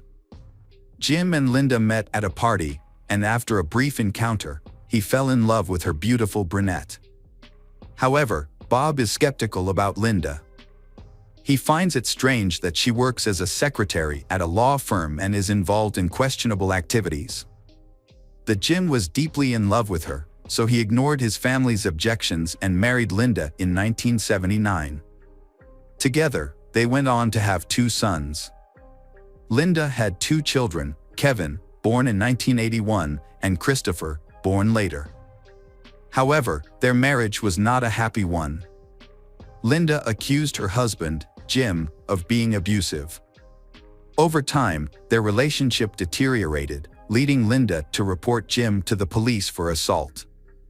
However, she was unable to produce any evidence or testimony to support her claims. There were no obvious signs of abuse, and many people found it hard to believe that someone as respected and decent as Jim could harm his wife. After facing accusations that damaged his reputation, Jim decided to file for divorce. After the divorce, the children continued to live with Linda in Jim's large house, while Jim had to pay child support. However, Linda was still unhappy and tried to get more money out of Jim. Meanwhile, Jim wanted to spend more time with the children, but if he did not pay her in advance, the children would not be home when he visited. According to Bob, each visit cost Jim $500, a large sum at the time. Jim became increasingly frustrated when he realized that Linda was taking advantage of the situation and blackmailing him. Jim, an attorney, chose to follow the law. On February 7, 1992, he visited his children, not with cash as he had done before, but by court order. The court ruled that Linda had to allow the children to communicate with their father. Unfortunately, during this visit, Linda shot him, resulting in his tragic death. Family members believe that she was angry that he refused to provide financial support because she had previously relied on her ex-husband while not working. In a fit of rage, she shot Jim and then called the police to report the incident. When the police arrived, they found Jim lying on his back in a pool of blood. He was holding a kitchen knife in his right hand, and he had died from multiple gunshot wounds. Linda shot her ex-husband at close range but claimed it was self-defense. She stated that Jim attacked her with a knife, leaving her no option but to shoot him. However, police were doubtful because Linda had no injuries at all. There wasn't a single scratch on her body. This led to questions about whether Jim had actually attacked her and what his motive might have been. In the end, Linda's account was not believed, and she was arrested and charged with first-degree murder. The key witness in the case was her son, Kevin Cooney, who witnessed the murder of his father. He was called in to testify. On that tragic day, younger brother, 8-year-old Christopher, was hiding in a closet and couldn't see the events unfold. Kevin, however, was in the bedroom with the door open to the kitchen, where his parents were arguing. He watched through. He looked through the crack in the door. Kevin remembered feeling terrified and anxious. He was frozen in place, unable to move, when he saw what had happened.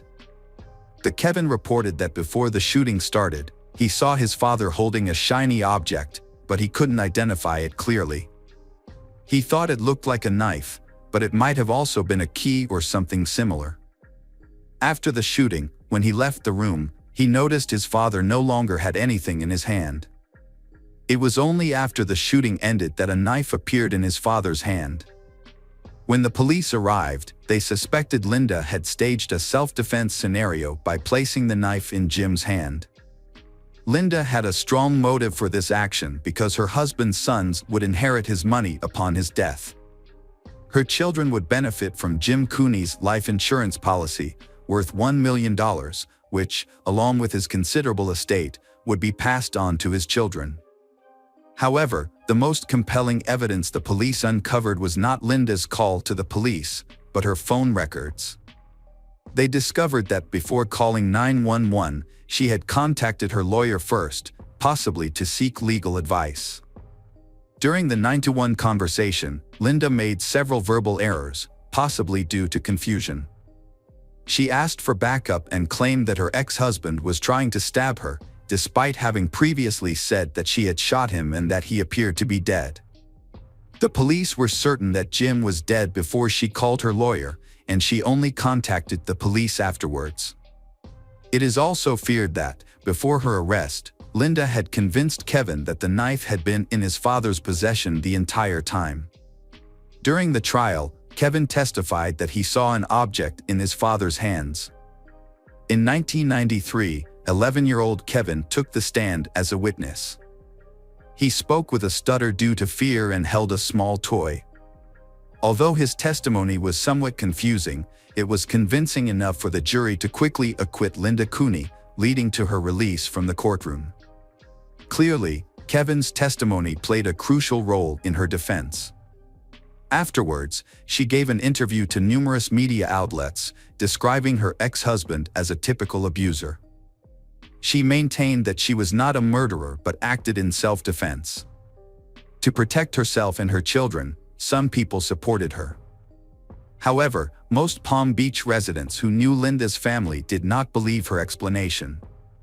Because of Jim's calm and non-confrontational nature, the locals looked down on her and assumed she was the murderer. As a result, Linda could not stay there long due to the public backlash and the potential for conflict. After receiving financial support, she packed her children and moved to Las Vegas. She wanted to start a new life somewhere where no one would recognize her.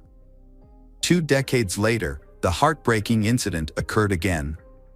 It involved the same .357 Magnum pistol that was used to shoot the family's father, Jim. Kevin Cooney is now recovering in the hospital. Initially, he was unconscious and partially paralyzed. He was unable to provide a clear account of the events of that tragic night. When Kevin woke up in the hospital 3 days later, his first words were, "No, Mom, I'm afraid of Mom." Mom shot on. He immediately told several nurses about this and seemed genuinely scared. It was clear he feared that his mother would come back to harm him again. His statements were serious, indicating that he was not joking. Kevin's girlfriend, Karina Taylor, was not surprised by his words. She said she lived in fear of his mother during their 2-year relationship. Their relationship began in 2009. Karina stated that Kevin had a constant fear of his mother, who reacted harshly whenever he had a girlfriend. Linda had previously frightened off all of Kevin's girlfriends, but Karina was determined and not intimidated by Kevin's mother's angry expressions. From their initial interactions, Karina developed a negative view of Linda, finding her to be erratic and aggressive. Linda bluntly tells Karina that Karina's family will never accept her and advises her to stay away from Kevin. And Linda ominously implies that she always carries a gun for self-defense. This makes Karina realize that it is best not to confront Linda, causing her to secretly meet Kevin out of fear for her safety. Kevin's previous girlfriends share similar concerns. 1. Clarita Candle believes Kevin's mother is a serious threat, as Linda has threatened her life. Kevin often finds himself caught in the middle, desperately trying to protect his relationships, which are constantly sabotaged by his mother's behavior. Kevin really wants a future with family and children. But at the age of 30, his mother disapproves of his wishes. One day, his ex-girlfriend Clarita receives an unexpected call from Linda, who has found out her phone number. Linda rudely begins to interrogate Clarita about her life, using vulgar language and accusing her of only being after Kevin's money. This confrontation escalates into a series of unpleasant encounters, where Linda openly insults and threatens Clarita. Although Kevin and Clarita's relationship is short-lived, Clarita constantly feels uncomfortable and believes that Linda is stalking her. Eventually, the stress becomes too much, and she decides to break up with Kevin to find peace. Linda's plan to keep Kevin away from the girls worked for a long time, but it didn't work with Karina Taylor. Kevin and Karina's relationship grew stronger, and he wanted to build a life with her. He decided to leave his mother and move in with Karina, sharing their plans on social media. When Linda found out, she started spreading rumors and even contacted Karina at her work. Kevin wanted to make things right with Linda, and Karina believed he tried to do so the night he was shot. Kevin could not stand his mother's control, so he announced that he was leaving. However, she refused to let him go and used a weapon. She went down from the second floor and shot him in the neck.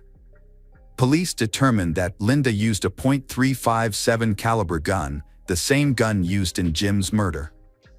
Police discovered that, once again, Linda did not immediately call the police. She waited about 15 minutes before seeking help while Kevin was on the verge of death. Phone records show that she first called her second son, Christopher, who was not nearby. The investigation concluded that Linda was guilty of attempting to murder her son. She was arrested and charged with the crime. On April 8, 2014, Linda went on trial. It had been more than 20 years since she first killed her husband. This time, the trial was held in Las Vegas, where she was charged with attempting to murder Kevin. During the trial, his younger brother Christopher, influenced by his mother, believed that his brother was responsible for the situation.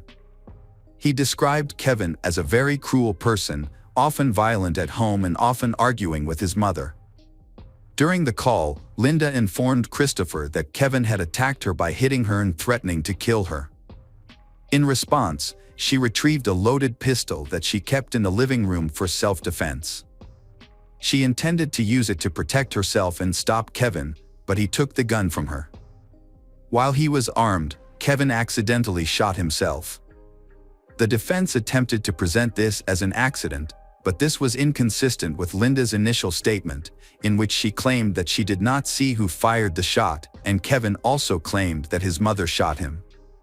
During the trial, the prosecution presented testimony from 2 girls, one former girlfriend and one current girlfriend of Kevin, as well as 4 nurses who had contact with him during his hospital stay. All of them confirmed that Linda shot him. In addition to their statements, there was considerable physical evidence, including fingerprints found on the weapon. For months after the shooting that left Kevin paralyzed, he was able to testify in court, but he altered his original story. He now claimed that there had been an argument between them that night, insisting that he attacked Linda first. The Kevin did not hold Linda responsible for the incident, referring to it as self-defense or an accident. He had expressed similar sentiments when speaking to the police at the hospital. It seemed he was worried about not surviving, so he wanted to ensure his mother wouldn't go to prison after he passed away. Kevin loved his mother deeply and continued to protect her, but this did not alter the reality that there had been reports of arguments and domestic violence coming from their home for several years. Kevin's message, originally seen as a warning to his girlfriend about Linda. It was clear that the Linda had total control over her children's relationships. She chose not only who they could date but also who their friends would be. She managed Kevin's mobile phone, preventing him from talking to girls, and did the same with Christopher. The Kevins and Christopher personal lives were completely controlled. They didn't even have doors on their rooms. Even though they were grown men, they still had to rely on their mother's permission for everything. Since childhood, Linda has said that they owe her their lives for the violent events of 20 years ago. They truly believed that their father intended to harm them, which made them completely submissive to Linda's authority.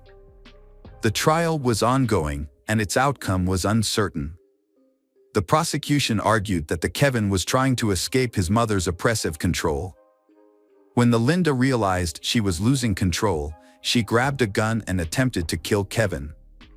They presented strong evidence, including a video of the Kevin in a hospital bed, where he claimed his mother shot him. However, Kevin refuted this claim, stating it stemmed from anger. While in court, Kevin appeared to take full responsibility for the incident. He admitted to threatening his mother, breaking down in tears and begging Linda for forgiveness. The prosecutor accused Linda of being completely controlling and manipulating her sons, but Kevin insisted that he was in charge and made his own decisions. He also admitted to using violence if his mother did not comply. However, this is hard to believe given the testimony of his former girlfriends, who reported that Linda did not allow her sons to pursue personal relationships and maintain tight control over their lives. Medical center staff supported the prosecution's account. They stated that Kevin was extremely agitated and appeared genuinely afraid that his mother was coming to kill him. All 4 nurses who examined him there reported that Kevin admitted that his mother had threatened and tried to kill him. Kevin was then called to testify again. The same events from Linda's first trial 20 years ago were repeated, raising suspicions that Kevin might be able to keep his mother out of jail again. However, this time, Kevin testified that the gun was pointed down when the shot was fired, contradicting his previous testimony to the prosecution. He later testified that the barrel was pointed up when he tried to take the gun away. Everyone noticed these inconsistencies in his testimony. Despite everything, Kevin still hoped that his mother would not go to jail. The prosecutor's office claimed that Kevin was biased because of his feelings for his mother, which they said affected his testimony. The jury returned a verdict in less than an hour. This time, the jury found Linda Cooney, 65, guilty of attempted murder. She was also convicted of assault with a deadly weapon, menacing, and stalking her son. At the final hearing where the verdict was announced, Bob, the brother of Jim, the first victim, spoke up. He stated that Linda had repeatedly harassed and threatened his family, ultimately taking away a loved one from them. He warned that if Linda was released from prison, those close to her would be in danger again. Kevin did not attend the sentencing but submitted a note stating that he took responsibility for these tragic events. In her defense, Linda stated that she had worked hard for years to provide for her children and meet their basic needs. However, she also believed that Kevin had inherited mental health issues from Jim, which contributed to his aggression that night. The court sentenced Linda Cooney to 40 years in prison, with the possibility of parole after 13 years. Jim's family was unhappy with the sentence, believing it was unfair. Welcome back, detectives. Let's dive into another horrible case. The case of Blanca Arellano. Blanca Olivia Arellano was born on February 6, 1971, in Hatiso Pan de Zaragoza, located in the northwest of the state of Mexico, Mexico. She was the youngest daughter of Dolores Gutierrez. She had 2 older sisters, Alejandra and Perla. Later, her sister gave birth to a baby girl named Carla Arellano. As an adult, Blanca successfully completed her education and earned a bachelor's degree in tourism. With her qualifications, she worked for several years at a travel agency. After that, her new job was as a taxi driver. In her free time, Blanca takes care of her health by cycling and going to the gym every morning. She believed that sports were essential to living a fulfilling and happy life. Although she was comfortable being on her own, she was rarely alone. She was fortunate to have close friends, Mercedes and Maru, with whom she often spent time. Three friends meet regularly to share stories of their days and confide in each other. Spirituality plays a very important role for Blanca. She organized spiritual master classes and led meditation rituals. In particular, she has become increasingly proficient in the topic of family constellations, a topic that interests many people. She has achieved professional qualifications in this area.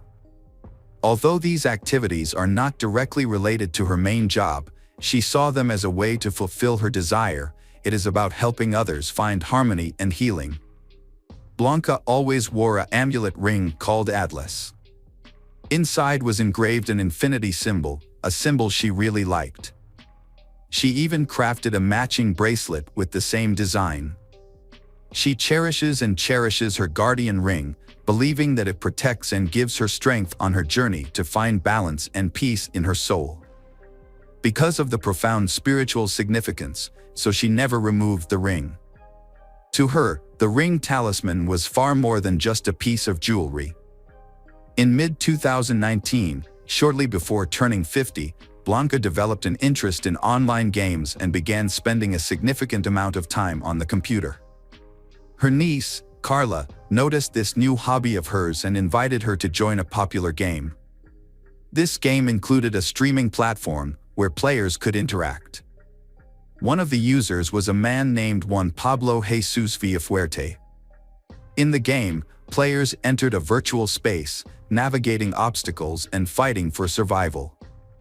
Blanca became deeply engrossed in the game, especially because it allowed her to connect with people from around the globe. Before long, Blanca met Juan, the administrator of one of the virtual rooms. Juan, born in 1985, was from Arequipa, Peru. He had a twin brother and an older brother, Francisca Villafuerte, who worked as a lawyer. Juan had previously been married and had 2 children from that marriage. However, after his wife accused him of domestic violence, the relationship ended in divorce. In 2016, Juan decided to move to the city of Huá, located 2 hours by car from Lima, the country's capital. There, he enrolled in the medical faculty of the National University named after José Faustino Sánchez Carrion. Through the internet, Juan met Blanca, and they began communicating regularly. Over time, their conversations became frequent, helped both understand each other better. He trusted she so much that he made her the administrator of his virtual game room. On March 2020, Blanca spent most of her time playing online games and talking to Juan. They frequently made video calls and watched movies together late into the night. Juan, who plays guitar, often sends her videos and songs he has composed specifically for her. On her 50th birthday, he even wrote a heartfelt post on her social media page. From that moment, their relationship shifted from friendship to romance. Blanca, deeply in love, felt happiness, but she was afraid to tell her mother, sister, and friends about it. Eventually, she decided to open up and express her feelings. Juan then revealed his wish to meet her in person, which required him to travel to Mexico.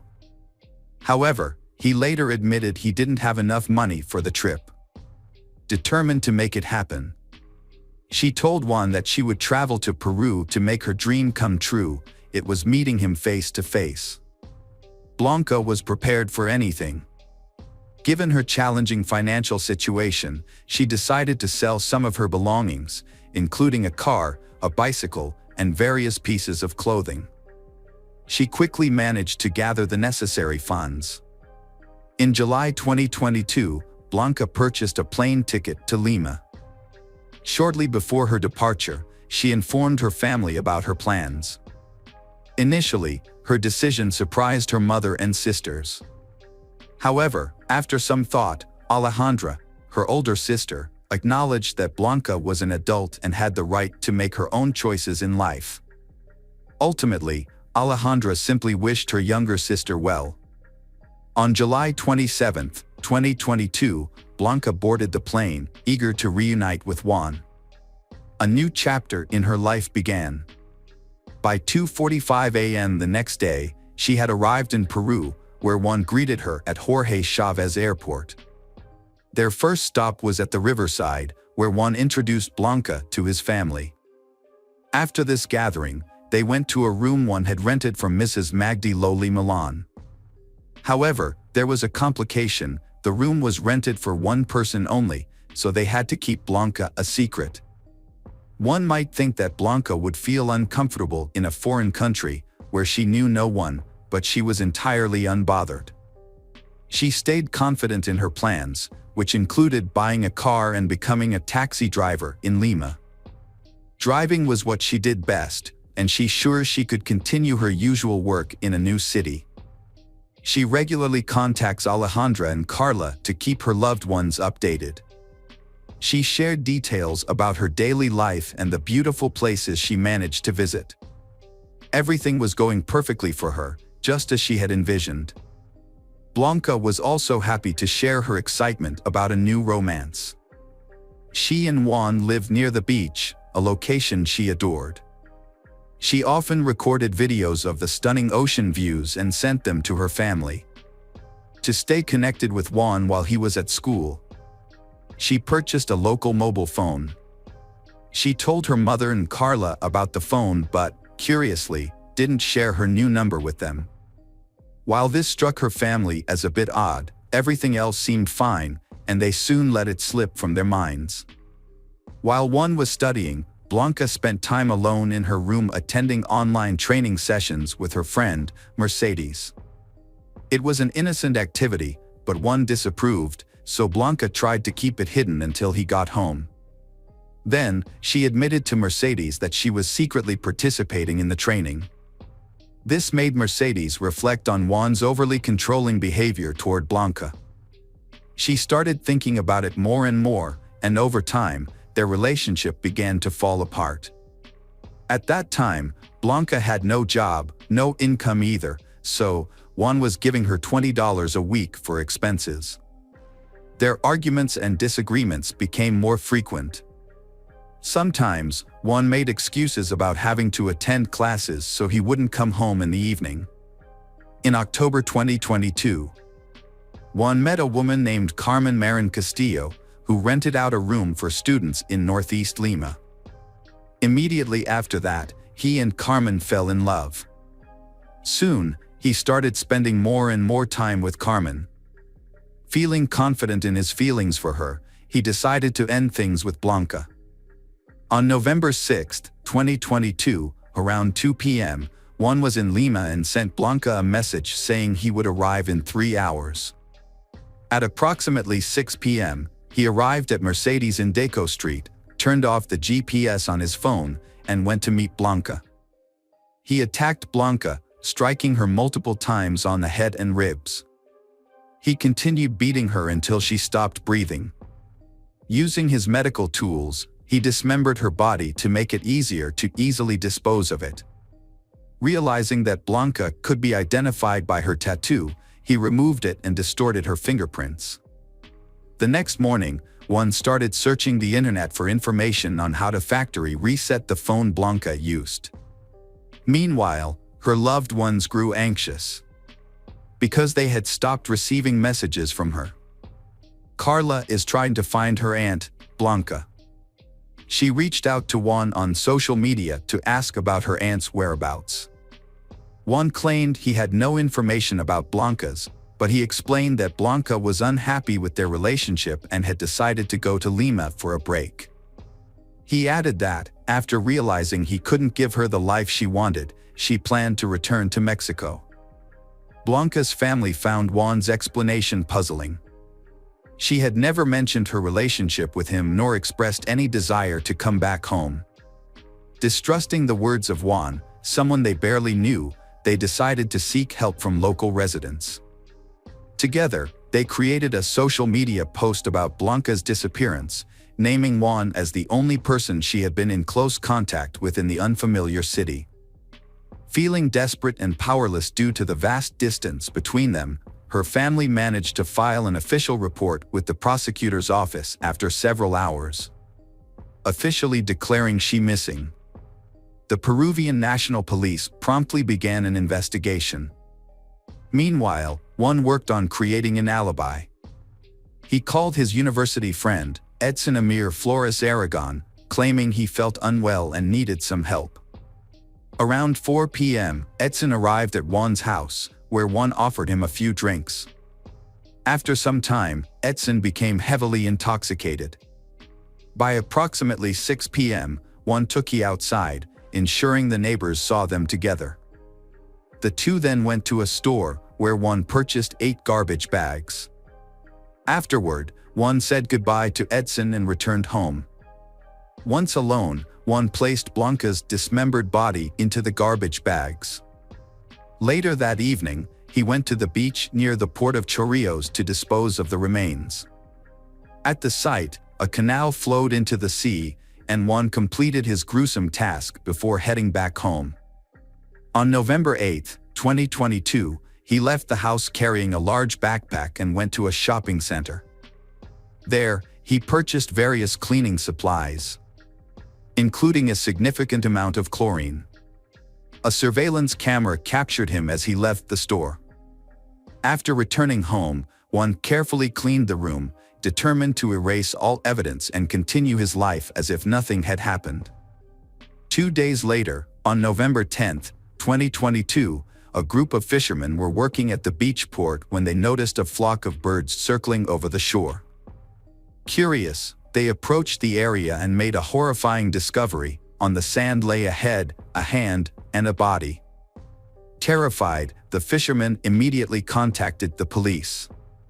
The police arrived at the scene, accompanied by representatives from the Prosecutor General's Office of Forensic Science. While examining the remains, they noticed something unusual: a ring on the victim's fingers. Investigators initially hypothesized that the woman had been killed elsewhere and her dismembered body had been moved to the beach. However, to confirm the identity of the victim, they needed to analyze the remains. The investigation soon hit a major obstacle. The victim's fingers had been mutilated, making it impossible to take fingerprints. This unusual detail led investigators to suspect that the victim might be a foreigner. During a press conference, Yedada Police Chief Elvis Boss Billiards informed the media that the victim was believed to be a woman between 35 and 45 years old. Meanwhile, a rumor has emerged on social media that a Mexican tourist who visited Lima a few months ago has gone missing. As the investigation progressed, the National Police linked the two cases. Unaware of the investigation's developments, Carla continued to locate her missing aunt, Blanca. On November 12, she once again appealed to the public for help. She accused Juan of being the main suspect in her aunt Blanca's disappearance, as he was the last person who had been with Blanca's in Peru. This accusation alarmed Juan, so he took defensive measures. Juan responded with a new story, filled with inconsistencies and untruths. He claimed that Blanca in Peru is homeless, and that he was merely helping her out of kindness. He denied having any romantic relationship with her. He even announced his intention to sue Blanca's family for defamation. Carla, however, firmly refuted all of his claims. From that point on, the two began a heated dispute on social media. Carla defended Blanca's reputation, while he tried to evade responsibility in every possible way. He then changed his profile picture and deleted all photos and other documents related to his relationship with Blanca. On November 13, the Mexican prosecutor's office announces it will travel to the United States to speed up the investigation, gather necessary information, and summon the suspect to court. By November 14, Juan had been officially identified as the primary suspect in Blanca's disappearance. During the interrogation, he said nothing and was uncooperative, leading investigators to search his home. His brother, Francisca, who is also his lawyer, is confused by his silence. But Francisca maintains that there is no romantic relationship between Juan and Blanca. That same day, Blanca's relatives contacted the police to share key information, reporting that Juan had personally gone to the airport to pick up Blanca when she arrives in Lima. The evidence continues to emerge, shedding light on the case. During analysis of the photos, investigators confirmed that the ring found on the beach belonged to Blanca. On November 15th, during a search of Juan's home, more important evidence was found. Inside the house, investigators found 3 suitcases, a Mexican flag, women's clothing, and hair. Using fluorescent lighting, traces of blood were found in the bedroom, bathroom, shower, on the mattress, and in a vase. Based on this evidence, authorities requested Juan's temporary arrest. Subsequent DNA tests confirmed that the evidence found in the house undeniably belonged to Blanca. Blanca's family, including Alejandra and Carla, were devastated upon hearing the news. They went to Peru with the intention of testifying against Juan in court. Once there, they faced the heartbreaking task of identifying Blanca's clothing. Meanwhile, Juan has run away with his lover, Carmen. In 2022, the Peruvian Supreme Court issued a preliminary arrest warrant for Juan. However, authorities were shocked to discover that he had escaped. Their concern grew when they remembered that Juan had a twin brother, which could complicate the investigation. Despite this, authorities soon located he at Carmen's house, in San Juan de Lurigancho.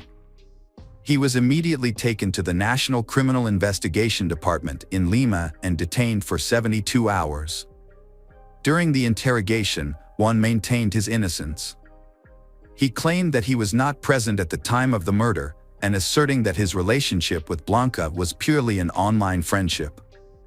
At the hearing, he portrayed himself as a wrongfully accused man, expressed sympathy for Blanca's family, and urged the police to find the real perpetrators. On November 22, 2022, a hearing was held where it was requested that Juan be placed in custody. Prosecutor Marcus said it would be difficult to convince people of Juan's involvement in Blanca's murder. But he stressed that if Juan were released, he would likely try to escape again. The court approved the request, and Juan was sent to Carquin prison in Gua, where he was to remain for at least 9 months. Before the trial concluded, he filed an appeal. However, his lawyer did not attend the hearing. The judge rejected the appeal, stating that sufficient evidence had been gathered to prove Juan's involvement in the crimes and reminding him of his false testimony. During this time, Blanca's family tried their best to bring her body home in order to hold a funeral for her. Initially, this seemed impossible, as further testing on the remains might have been required as the investigation continued. Finally, in February 2023, Blanca's remains were sent to Mexico.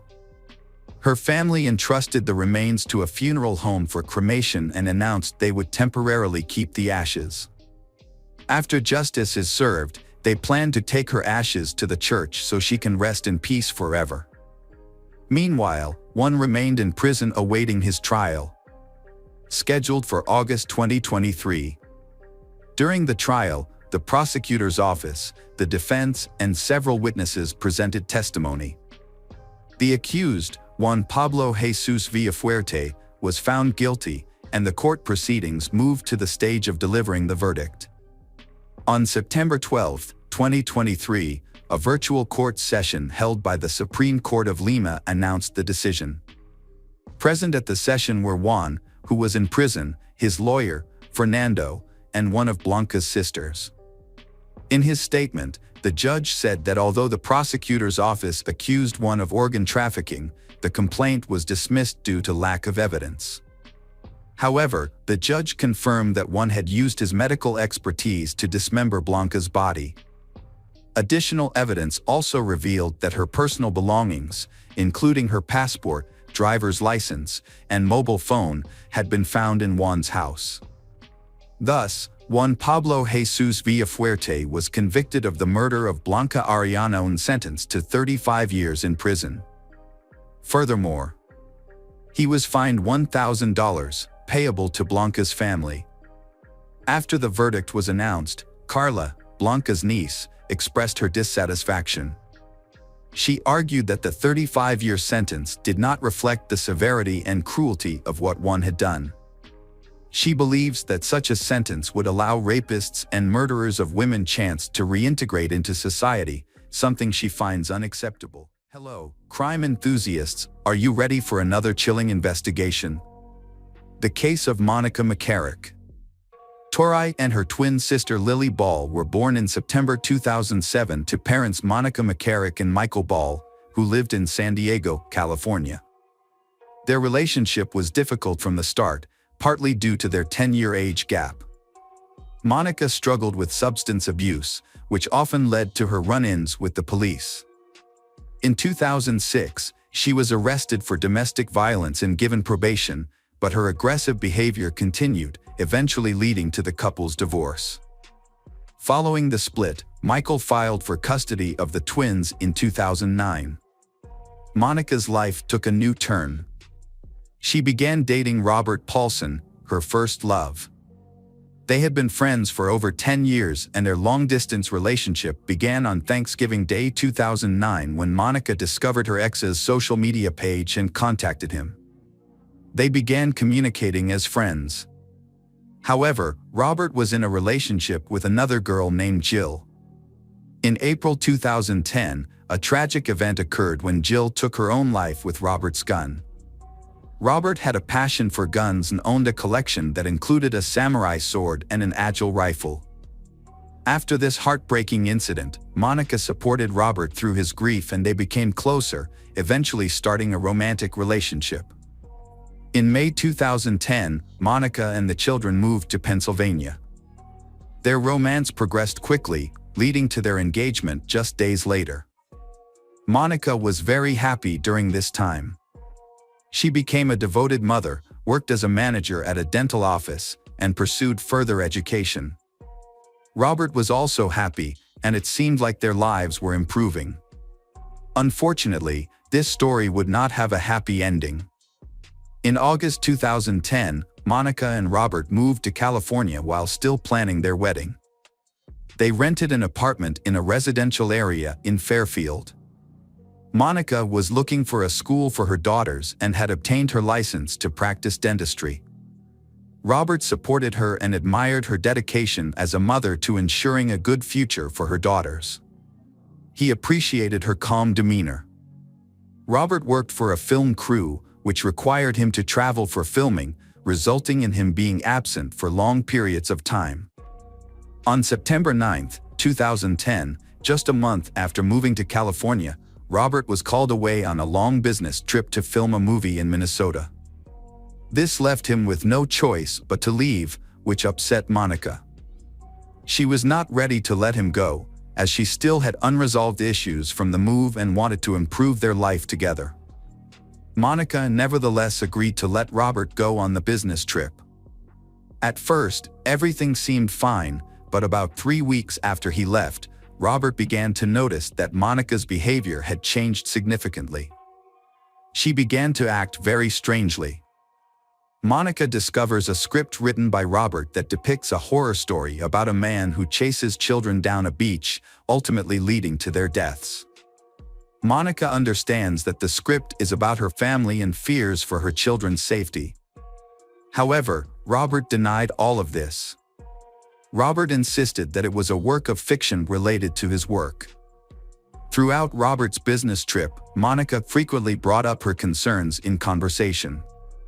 Eventually, she began to claim that Robert's previous girlfriend had died because of him. Monica suspected that Robert was involved with another woman at the time and believed that his affair contributed to his ex-girlfriend's tragic decision. Robert spent hours on the phone and texting Monica to calm her down. Unfortunately, this only worked for a short time before she began to express new suspicions. People who came into contact with her during this time noticed her paranoid behavior. Monica wanted Robert to stay home and objected to his long business trips. Robert reassured her that his trip to Minnesota would be over soon and that she was eagerly awaiting his return.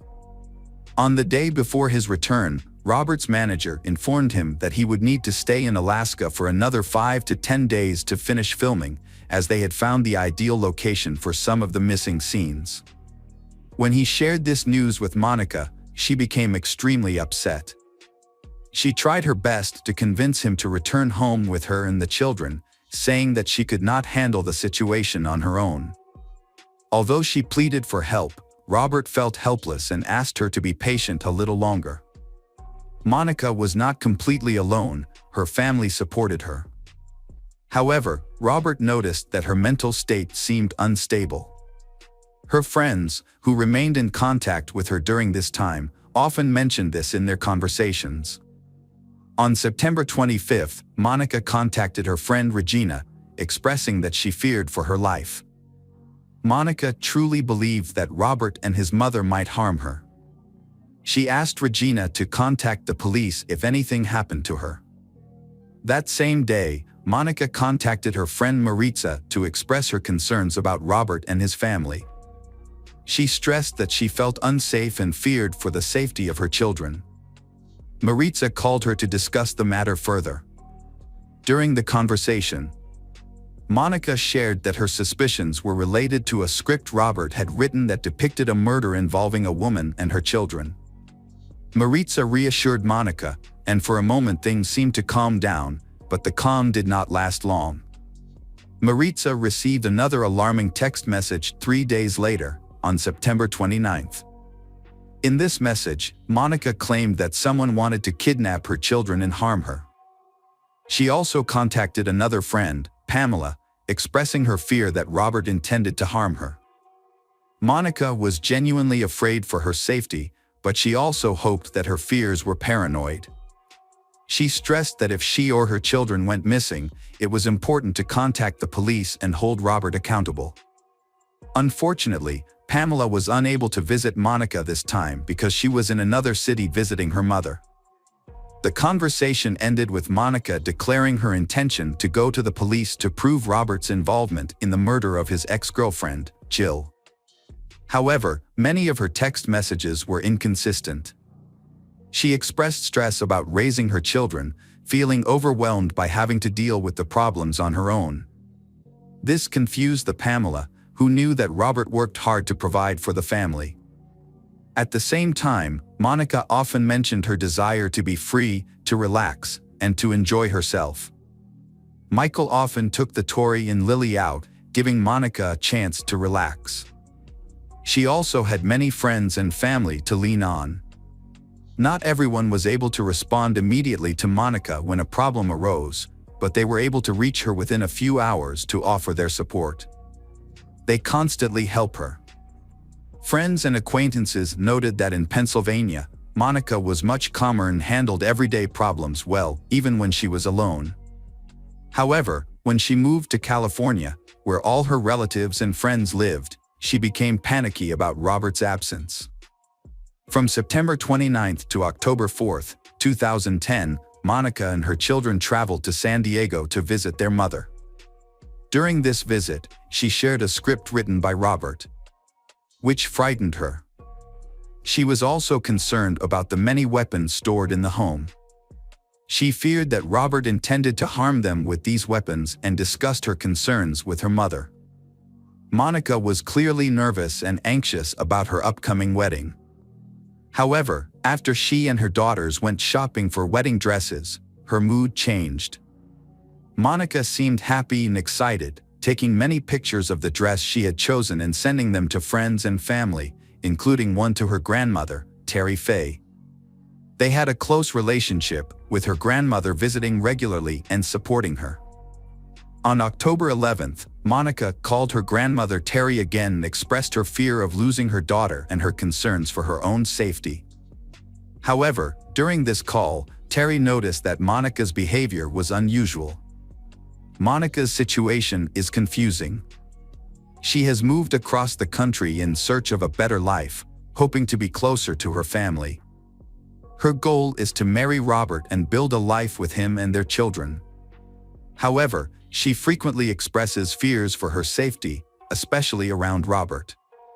Despite her fear of Robert, she pursues the marriage.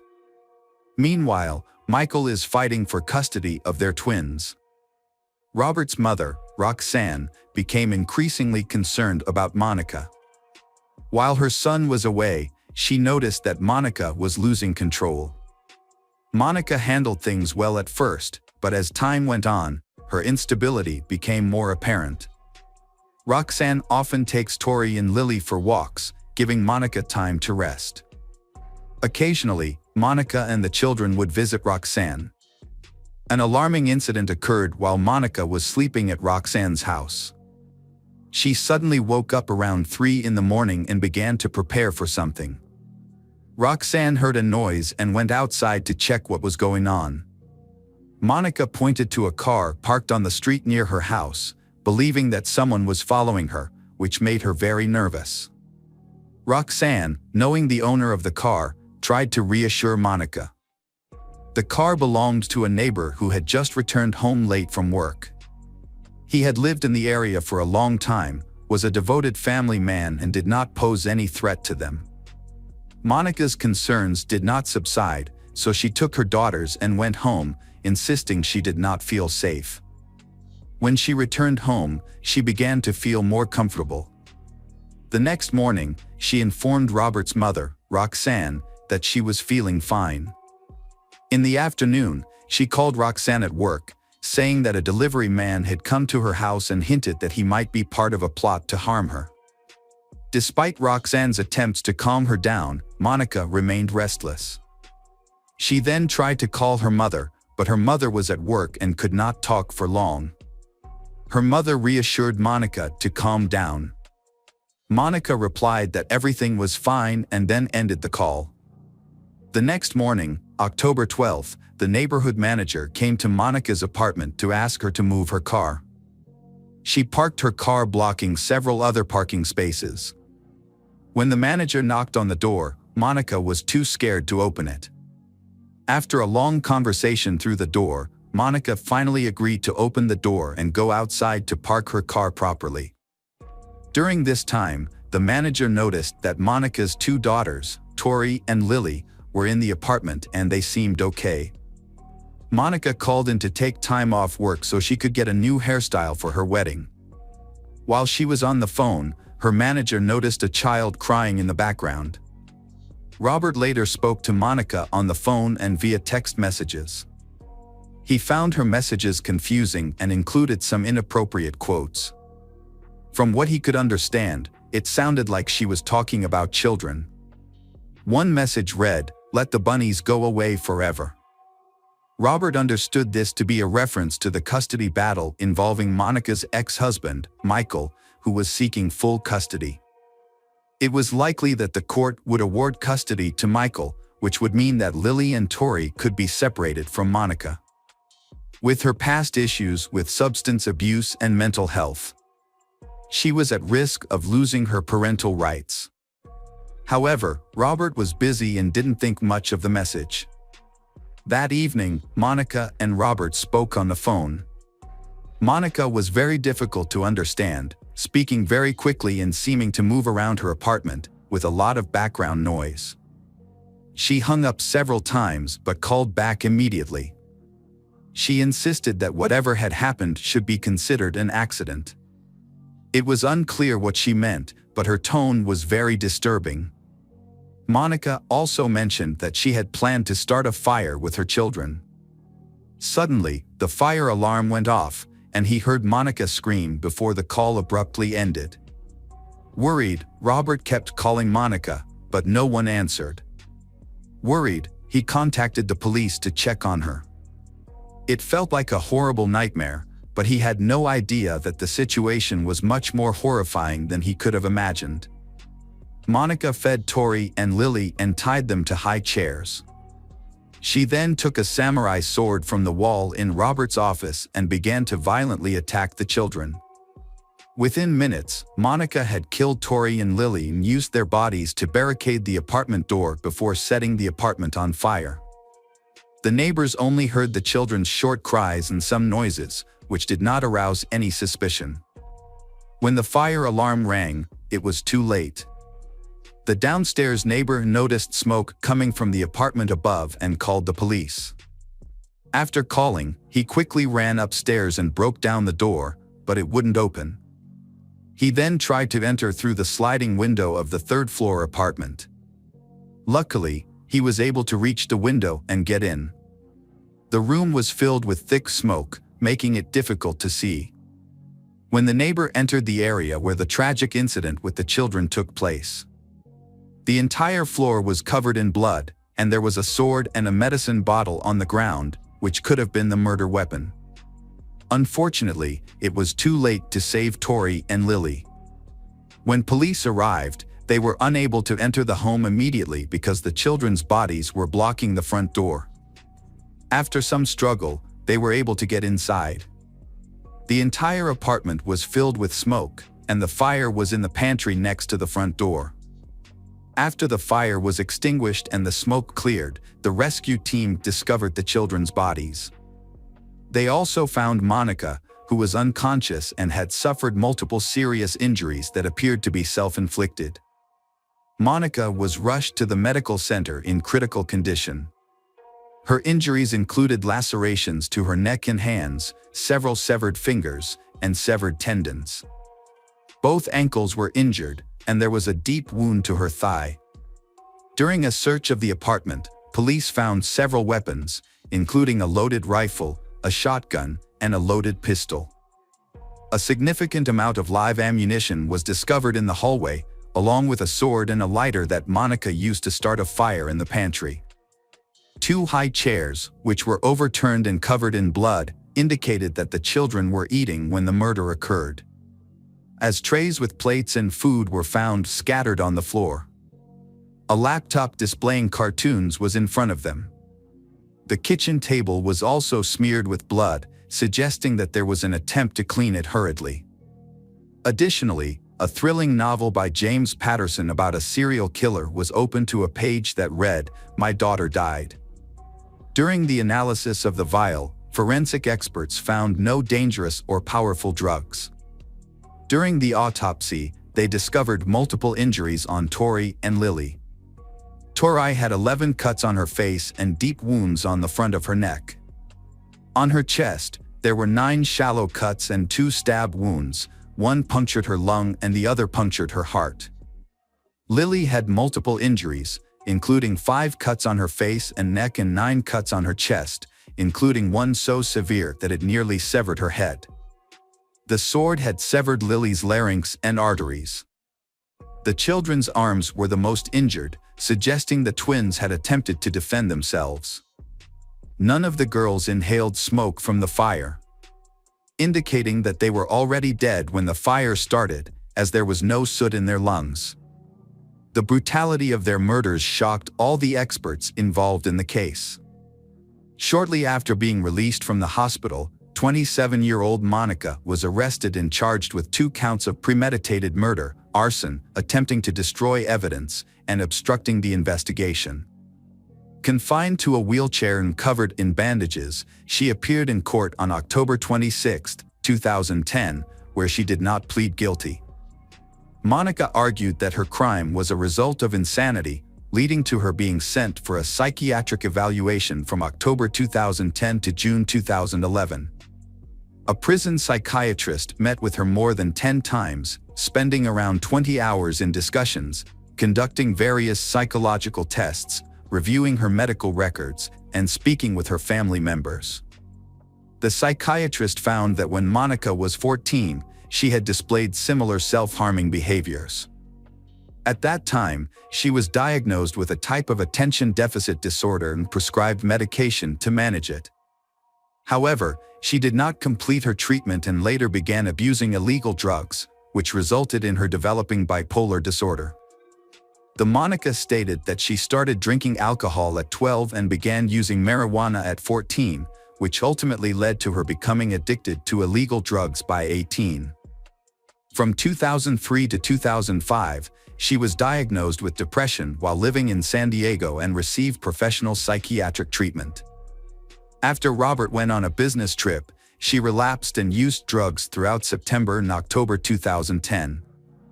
Monica reported experiencing paranoid thoughts, common in heavy users. She confessed to her psychiatrist that she had been heavily intoxicated in the 4 days before the crime. Monica often told her doctor that her addiction made it difficult for her to communicate with her children. As a result, she often tried to stay away from them, sometimes leaving them with strangers. She called her loved ones several times, seeking their help, and they tried to support her. However, the psychiatrist revealed that Monica's problems were not only due to illegal drugs. In the days leading up to the tragic event, she experienced delusions, paranoia, and feelings of being persecuted. She believed that Robert and his mother were planning to kidnap her daughters and torture them, a fear that was heightened by a story Robert wrote. In prison, she told a psychiatrist that she had read in a book the exact time that the attackers would arrive to try to enslave her daughter. The psychiatrist recognized this as a symptom known as reference ideas, in which the patient believes that ordinary events contain hidden messages. Monica was convinced that certain events were destined to happen. Monica believed that this was a sign that her children would be enslaved. In her desperation to save Tori and Lily, she realized that even if she saved them from Robert, she could still lose them if her ex-husband Michael won custody in court. This led her to the tragic conclusion that her daughters needed to be killed. Which she did. However, despite her serious actions, her thought process showed that she was still quite sane, despite some mental health issues. She planned to barricade the door so that it could not be opened immediately and only set it on fire after killing her children, with the intention of covering up what had happened. Another psychiatrist, after speaking with Monica, concluded that she was not fully aware of her actions. He believed that Monica thought she was saving her children when she brutally killed them. On October 25, 2011, while in prison, Monica confided to a fellow inmate that she was hearing voices. By November, she began to have paranoid thoughts, fearing that she would be attacked. In April 2012, she overdosed while still incarcerated. Monica reported using illegal drugs, and prison guards observed that she drank up to 12 cups of coffee a day, which worsened her mental state. She frequently expressed concerns about threats to her life from prison gangs and often attempted to communicate with doctors and other professionals. But her reports were inconsistent, unclear, and sometimes completely false. Her psychological evaluation hearings dragged on. Michael attended the trial and asked not to show mercy to the Monica who'd taken the lives of the babies. The final decision was up to the jury. After hours of deliberation, they concluded that Monica had intentionally killed Tori and Lily. On June 15, 2012, Monica McCarrick was convicted of first-degree murder. The jury sentenced Monica to 2 consecutive life terms in state prison without the possibility of parole. During her trial, she cried. She told the court that she was praying for everyone's well-being, despite her own deteriorating condition. Monica expressed that she loved her daughters. Monica is currently serving her sentence in a California prison and has attempted to appeal her sentence multiple times. On August 22, 2019, an online petition was started, urging the governor of California to overturn Monica's sentence. The petition claims that nearly all psychiatric experts who have reviewed her case believe she was not aware of her actions when the crime occurred. However, as of now, only 144 people have signed the petition, and Monica is still incarcerated. Hello, crime enthusiasts. Are you ready for another chilling investigation? The case of Maria Luisa. Maria Luisa was born on May 29, 1977, in La Fortuna, San Carlos, in Alajuela, Costa Rica. She was the youngest of 5 children in a humble family. From an early age, she was ambitious and determined. She wanted to help people and dreamed of becoming a doctor, telling herself she would be the first in her family to get a college degree. During her school years, she excelled in chemistry and biology, her favorite subjects. After graduating in 994, she was accepted into the country's most prestigious medical school, located in San Jose. As a student, Maria moved to the capital and lived there for the rest of her life. However, she still maintains a close relationship with her family, visiting and get in touch with them. In 2000, after earning her degree, Maria began working as an anesthesiologist at one of the largest medical centers in the capital. She quickly excelled in her career, continuously learning and honing her skills. By 2015, she had risen to become the head of the anesthesiology and recovery therapy department. She was highly respected and admired by her colleagues, become a famous doctor. However, to achieve success, Maria had to trade in her personal life. For many years, she was alone, fully dedicated to her work. In 2017, at the age of 40, she started dating a doctor at the same hospital, though he worked in a different department. She believed he was her true love and someone with whom she could build a happy family. Unfortunately, at the start of 2020, their relationship ended, and he started dating a younger co-worker. The breakup was a painful experience for Maria. She suffered from severe depression and focused only on work for months, barely paying attention to the world around her. Her only source of comfort was her small dog, Mafalda, she loved and cared for as if he were her child. In July 2020, Maria felt like she needed some time off and change your living environment to relax your mind. She decided to visit the coast and stay at a small, cozy hotel called La Mansion Inn, located in the picturesque Punta Arenas region. Before, this resort attracted tourists from around the world, but now this place is very deserted.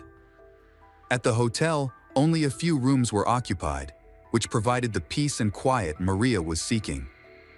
She planned to spend the weekend there and return home on Monday, bringing her beloved dog Mafalda along with her. Maria stayed in a room on the ground floor, has a second door leading to a private yard. These rooms are designed for guests with pets, so it can go outside and relieve themselves in a designated area. At the time, all the other rooms with courtyard access were unoccupied.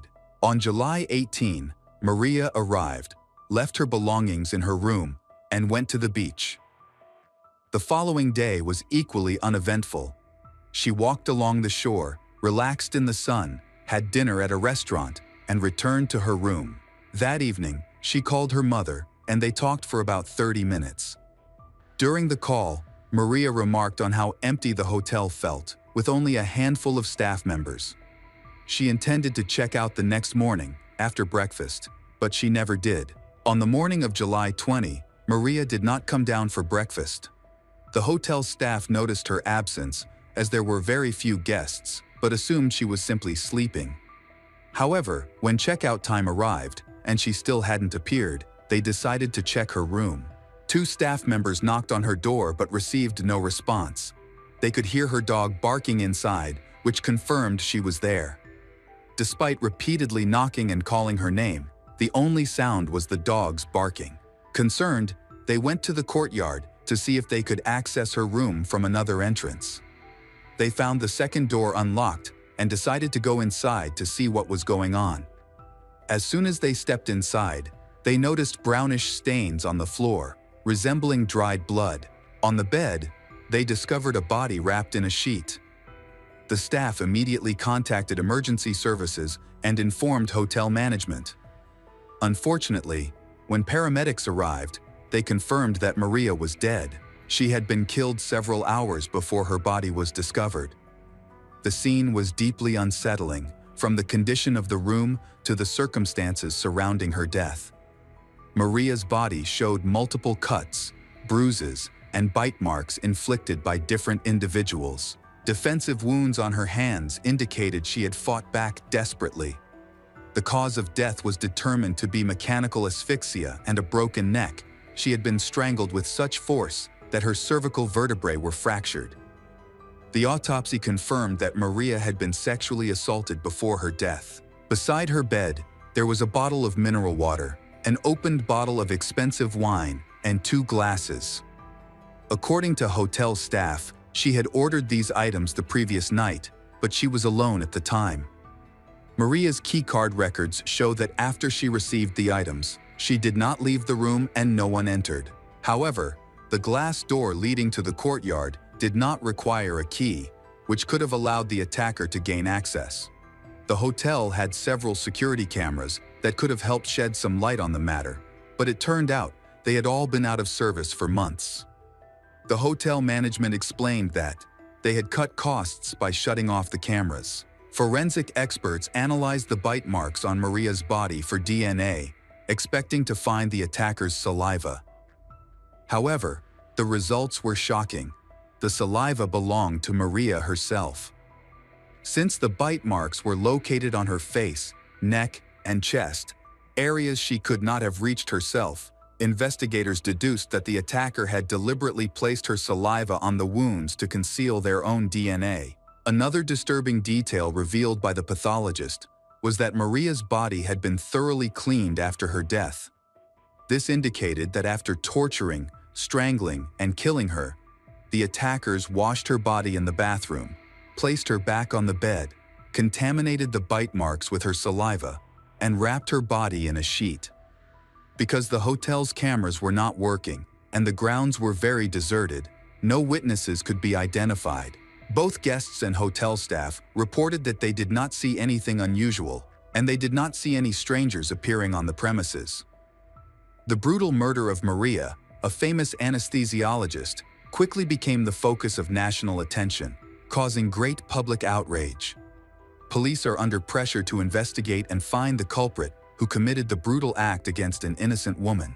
When asked if Maria might have had a brief romance during the trip, her family firmly denied it. She was still heartbroken over a recent breakup and had been hoping for reconciliation. Regarding the 2 glasses found in the room, Maria's sister explained that she always used 2 glasses, one for wine and one for water. Forensic analysis confirmed this explanation, as only Maria's fingerprints and lip marks were found on the glasses. During their interview with the police, her mother suddenly remembered something from her daughter's last phone call. Maria had mentioned chatting with a man who worked at the hotel during lunch. She said he had asked her why she was traveling alone and how long she planned to stay. This detail provided detectives with their first suspect to investigate. The employee in question was 38 years old, Teodoro Herrera, the son of a close friend of the hotel owner, Harry Baudin. In fact, thanks to his father's connection with Harry, he got the job at the hotel. He worked as a bartender and also ran personal errands for Harry. During his interview with the police, he behaved oddly. He was extremely nervous. He claimed that he did not know Maria and did not remember ever speaking to her. Detectives noticed fresh scratches on Teodoro's cheeks and neck, for which he couldn't provide a clear explanation. When asked to remove his shirt, similar scratches were found on his chest and shoulders. Investigators suspected these marks were left by Maria as she fought for her life, but they needed forensic confirmation. He was arrested and held for 6 months while the investigation continued. Forensic analysis later confirmed that blood and skin particles from Teodoro were found under Maria's nails. However, the bite marks on her body did not match his dental impressions. The investigation then shifted focus to a 36-year-old man named Luis Carlos Miranda. He was not a regular guest or employee at La Mansion Inn, but he was a friend of the hotel owner, Harry, and often stayed there for free. One of the bite marks on Maria's body was potentially linked to he, though it wasn't conclusive. Still, the police arrested him as a second suspect and detained him for 6 months, just like Teodoro. He also denied ever meeting Maria or having any interaction with her. About 10 days after the murder, a third suspect was arrested, Harry Baudin, the 69-year-old hotel owner. Harry, a businessman of Dutch origin, was well connected with politicians. He owned multiple properties across different countries. His arrest was prompted by a bite mark on Maria's body that matched his dental impressions. Investigators also discovered that about 6 months before the murder, he had undergone surgery at the hospital where Maria worked. Although he claimed he had never met her, police suspected he might have noticed her during his hospital stay. obtained her contact information, and lured her to his hotel.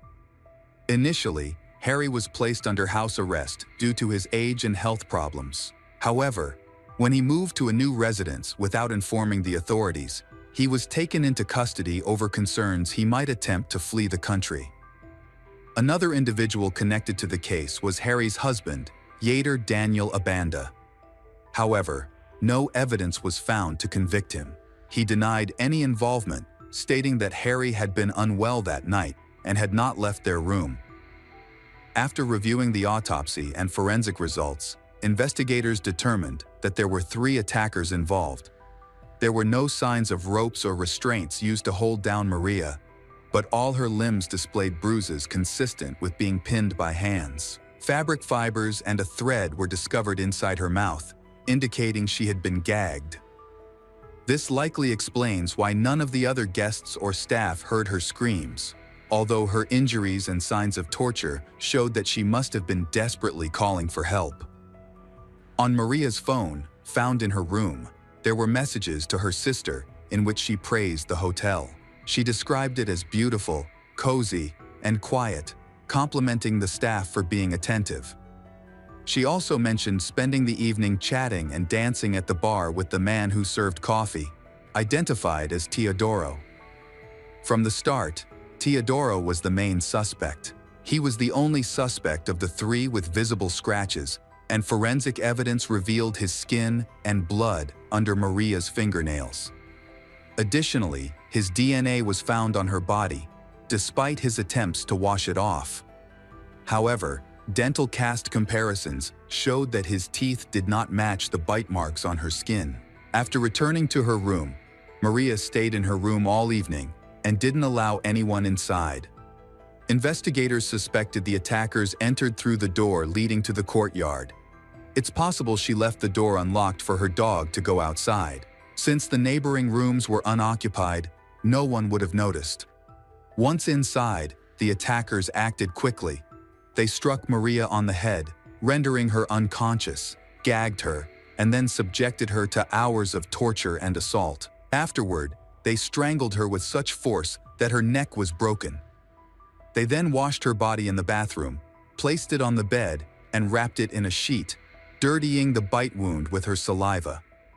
During the trial, all 3 suspects, Teodoro, Harry, and Luis, denied involvement, claiming they were asleep in their rooms that night. However, no witnesses could corroborate their alibis.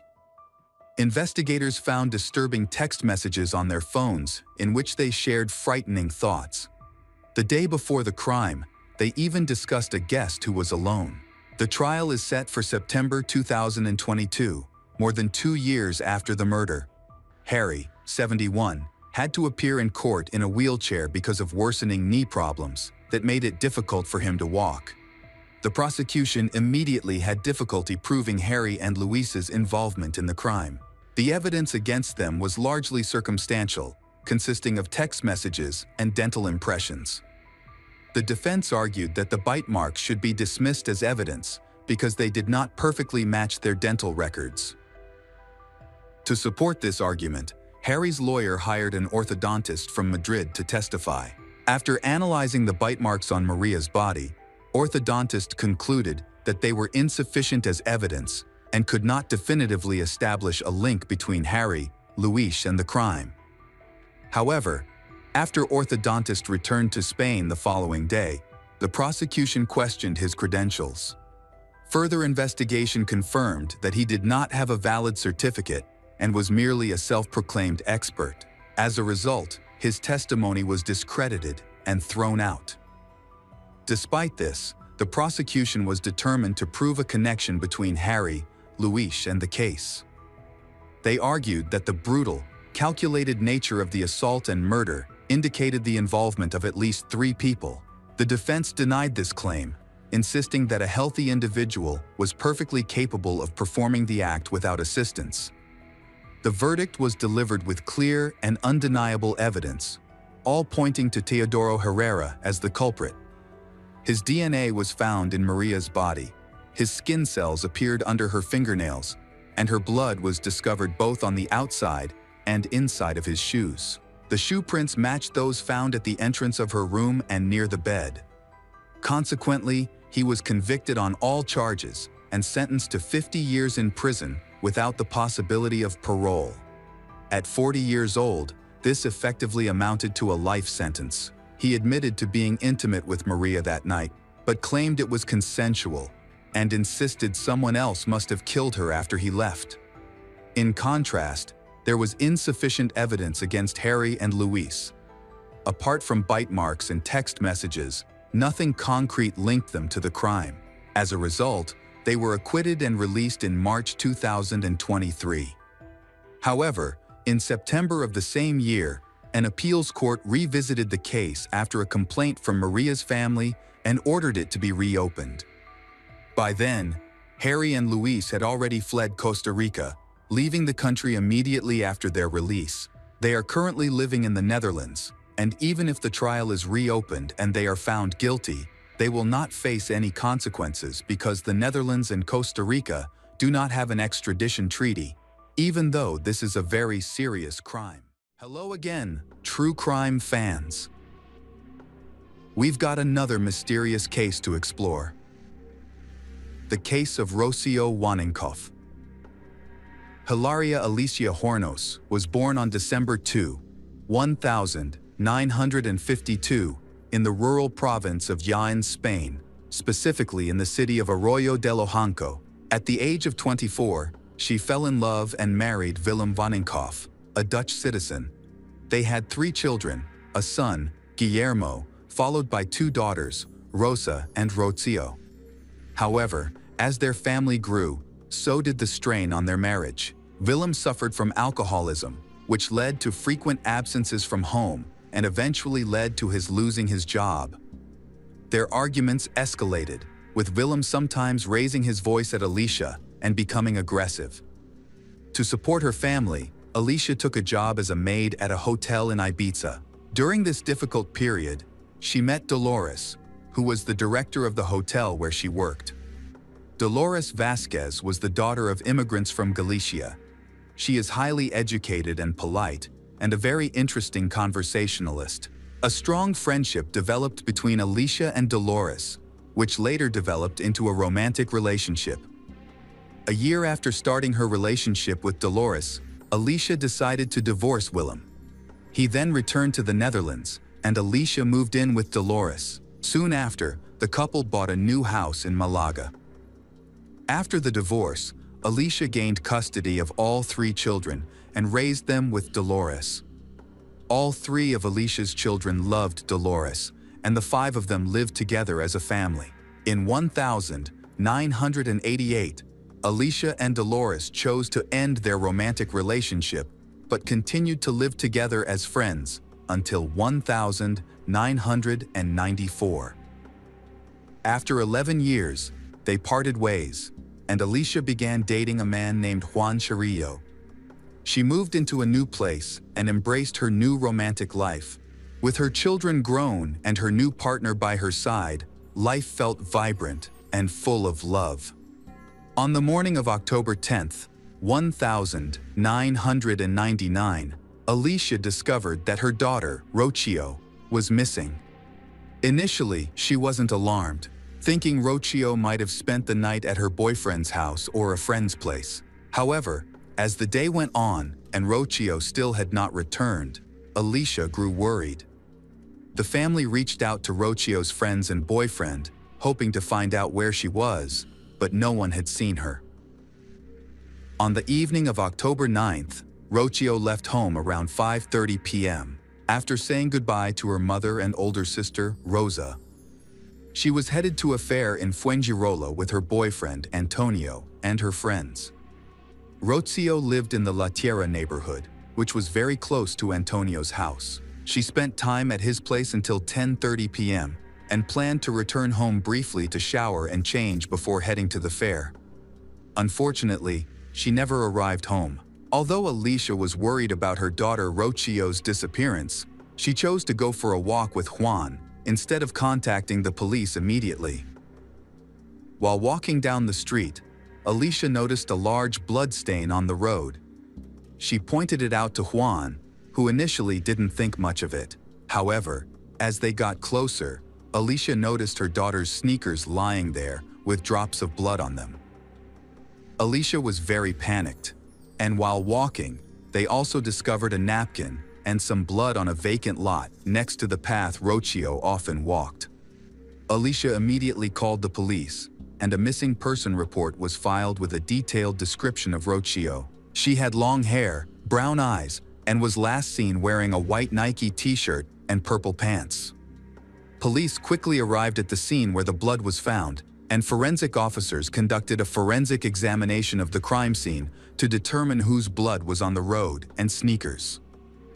Initially, the investigation suggested that there had been an assault or fight that resulted in injuries. The trail showed several bloodstains, including long ones that looked like someone had moved quickly, possibly running. Eventually, the bloodstains disappeared, but the search team discovered a large trail that suggested significant blood loss. They also discovered bloody footprints. These led to tire tracks where the bloodstains stopped. Next to the tire tracks, they found a cigarette butt from a brand that is not common in Spain. Forensic teams have collected all relevant samples to assist in the investigation, and it is hoped that DNA from these samples will help identify people who were at the scene. A detailed investigation was conducted, along with analysis of the blood found at the scene. Although the search for Rocio continues, police believe it is highly likely that Rocio was murdered. The blood trail began on the sidewalk and led to a large pool of blood, indicating significant blood loss that likely led to her death. Nearby, there were drag marks near the tire. This tire was identified from a small car, specifically a tire model that was discontinued in 1993. Since the drag marks extended over a steep area, it can be concluded that at least 2 people moved the body before a vehicle later arrived to remove the body. The search for Rocio continued, with volunteers scouring the area on foot and on motorbikes. Flyers with Rocio's picture were widely distributed, and news channels reported extensively on Rocio's disappearance. The family actively cooperated with journalists to get the word out about Rocio. Reporters from all television channels gathered outside Rocio Vaninkoff's home, hoping for her safe return. However, as time passed, the search yielded no clues. A few days after Rocio's disappearance, a local taxi driver came to the police station with vital information. He reported that on the night of Rocio's disappearance, around 10 p.m., he narrowly avoided a collision with an SUV traveling at high speed in the opposite lane, near where Rocio's sneakers were found on the side of the road. As he passed the car, he also heard a loud scream. This evidence strongly suggested that Rocio had been abducted and murdered by an unknown assailant. DNA analysis later confirmed that the blood found on the road belonged to Rocio. The news left her family devastated, and the sense of loss quickly spread, affecting not only Rocio's loved ones, but the entire country of Spain. On November 2, 1999, 25 days after Rocio's disappearance, a disfigured body, believed to be Rocio's, was discovered near the Los Altos del Rodeo Athletic Club, between Marbella and San Pedro de Alcantara. The body was partially obscured by bushes and leaves, lying behind a fence separating a residential area from a nearby highway. The body was found on a narrow road that was difficult for cars to access. Rocio's body was found in another town. When police arrived, they found the body severely decomposed. During the collection of evidence, large black garbage bags containing Rocio's clothing were found. One of the bags had the number 8 painted on it, suggesting that the bags had been reused rather than purchased specifically for transporting the body. Police found clothing that they believed might belong to the missing Rocio. Her sister Rosa identified several rings, 2 t-shirts, and other items in 2 trash bags near the body as belonging to Rocio. The t-shirts had been torn from stab wounds. Rocio's body was then taken to the laboratory for forensic analysis, where experts worked carefully, applying their knowledge and skills. They faced a difficult task due to the severe decomposition of the body. Decomposition occurs much more quickly in rain and high temperatures, especially when there is humidity. The objective was to gather additional evidence to aid the investigation and understand how the attack happened. Several closed wounds were discovered, along with 8 stab wounds on the Rocio's back. Experts believe the attack was swift and violent, suggesting the Rocio was either restrained or unable to defend themselves. Fingerprints were found on plastic bags at the scene where the body was located. The police already had fingerprints and tire tracks from a vehicle, and they also collected 2 tissue samples from Rocio's body. At that stage, there was insufficient evidence to identify a specific suspect, but the investigation had gathered some information and leads. Public pressure had a significant impact on the investigation, prompting police to quickly search for evidence, but they were unable to.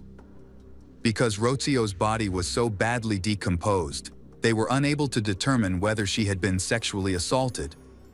Police speculated that the crime was motivated by personal vendetta and deep anger, suggesting that the attacker may have been an acquaintance or someone very close to Rocio. After collecting evidence, the police conducted further interviews. First, they questioned Rocio's boyfriend, Antonio Hurat, who was the last person to see her alive and was supposed to see her that night. He gave an alibi, saying he had fallen asleep at home and had not attended the fair that day. The police also questioned all of Rocio's relatives and friends, but each had a solid alibis. A year after Rocio Waninkoff's death, the police had narrowed down the number of suspects, and by the end of that year, they had identified a prime suspect, Dolores Vasquez. There was no evidence against Dolores, but the media led people to believe that Dolores was guilty. Dolores was the lover of Alicia, Rocio's mother. Unfortunately, journalists distorted and even fabricated the story, claiming that Alicia had accused Dolores from the first day after Rocio's death. In reality, their relationship had ended 4 years before the crime. The investigation followed the media story, focusing only on Dolores and creating a motive in the case. People speculated that Rocio may have interfered with the romantic relationship between the two. Many believed that if Rocio had not intervened, Alicia would have returned to Dolores. It was implied that Dolores had acted out of revenge against Rocio. The media and public were quick to accuse Dolores of murder when she was arrested, although she did not confess to any of the crimes. The local community was certain of her guilt, largely because police suspected that the killer was someone close to Rocio. Family members described Dolores as aggressive, violent, and extremely jealous. Alicia, meanwhile, told reporters that Dolores was both vengeful and cruel. Dolores was widely criticized by the public. Her unconventional lifestyle was a target during the trial, as it was considered unusual in Spain. The media portrayed her as a violent and cold-blooded woman who had spent 4 years plotting her hate crimes. The trial attracted a large crowd gathered outside the courthouse. Journalists have widely reported that a close family friend has been charged with Rocio's murder. Dolores is unpopular and faces an uphill battle in court. Public opinion matters in this case. Rumors and sensational media reports are likely to sway the jury's opinion. Virtually every television station has portrayed Dolores Vasquez as responsible for Rocio's death. In reality, there was no evidence against Dolores. However, it seemed that the justice system felt the need to convict someone and chose her as a scapegoat due to her questionable alibi and various flaws. Dolores was not present at the crime scene. The tire tracks did not match her car, the fabric fibers found did not come from her clothes, and the fingerprints on the trash bags did not belong to her. She also had an alibi, stating that she was babysitting her sick mother and her young niece that day, but this was ignored. Over 50 witnesses were called to testify in court. Dolores only took the stand once and stated that she did not kill Rocio and that she did not even see her that day. She asked all of Spain to find the real culprit because it was not her, and that person could have been in the courtroom at the time. She stated that there was no evidence against her and never would be because she was innocent. It is noted that the judicial system in Spain is often criticized for being inadequate and often bending the law. Prosecutors and police in Spain focus on prioritizing their theories over justice, showing a complete disregard for the legal process. The police report highlighted circumstantial evidence linking Dolores to the crime and included a psychological profile of her, as there was no physical evidence. Ultimately, the jury found Dolores Vasquez guilty of murder, resulting in a 16-year prison sentence. The verdict was met with public celebration. Rocio's funeral drew a large crowd. During this time, the Rocio family and the local community felt a growing sense of fear. This atmosphere of fear was amplified by the numerous television programs that covered the case. After Dolores's arrest, the Rocio family appeared on various programs, sharing past stories that described Dolores as cold, unfriendly, demanding, and cruel. It took years and another similar crime to reveal that Rocio Waninkoff was not killed by Dolores Vasquez. On the morning of August 15, 2003, the parents of 17-year-old Sonia Carabantes reported her missing to the police. Sonia's friends said they had dropped Sonia off at her home, but she was not there. A short distance from her home, near a tree, her parents discovered her shoes, purse, and cell phone, along with traces of blood on nearby cars. The police quickly began searching for and investigating Sonia's case. As time went on, the family's despair deepened. They searched the neighborhood, but the bloodstains on Sonia's clothes left little hope that she would be returned safely. A key piece of evidence in Sonia's case was the car's headlights. The police contacted all local auto repair shops to find a car with a broken headlight matching the description. At the same time, the police found many similarities between Rocio's and Sonia's cases. Both girls had disappeared during the fair. All employees working at the fairs in Coin and Motril were investigated, as was the case with Rocio. Flyers with Sonia's picture were widely distributed, and many people actively participated in the search for her. They not only volunteered their time, but also provided any assistance needed to help the police. Police continued their investigation. However, on the 5th day after Sonia went missing, search dogs led them to Sonia's body, which was hidden in a creek under a pile of rocks. Heavy rains the night before had washed away any evidence that could help identify her attacker. On the day of her disappearance, Sonia had been at a fair in Coin. She had said goodbye to her friends near her home, where she was then attacked.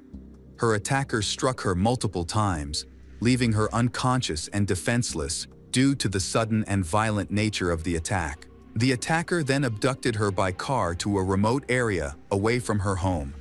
Sonia suffered both internal and external injuries before being strangled, ultimately resulting in her death.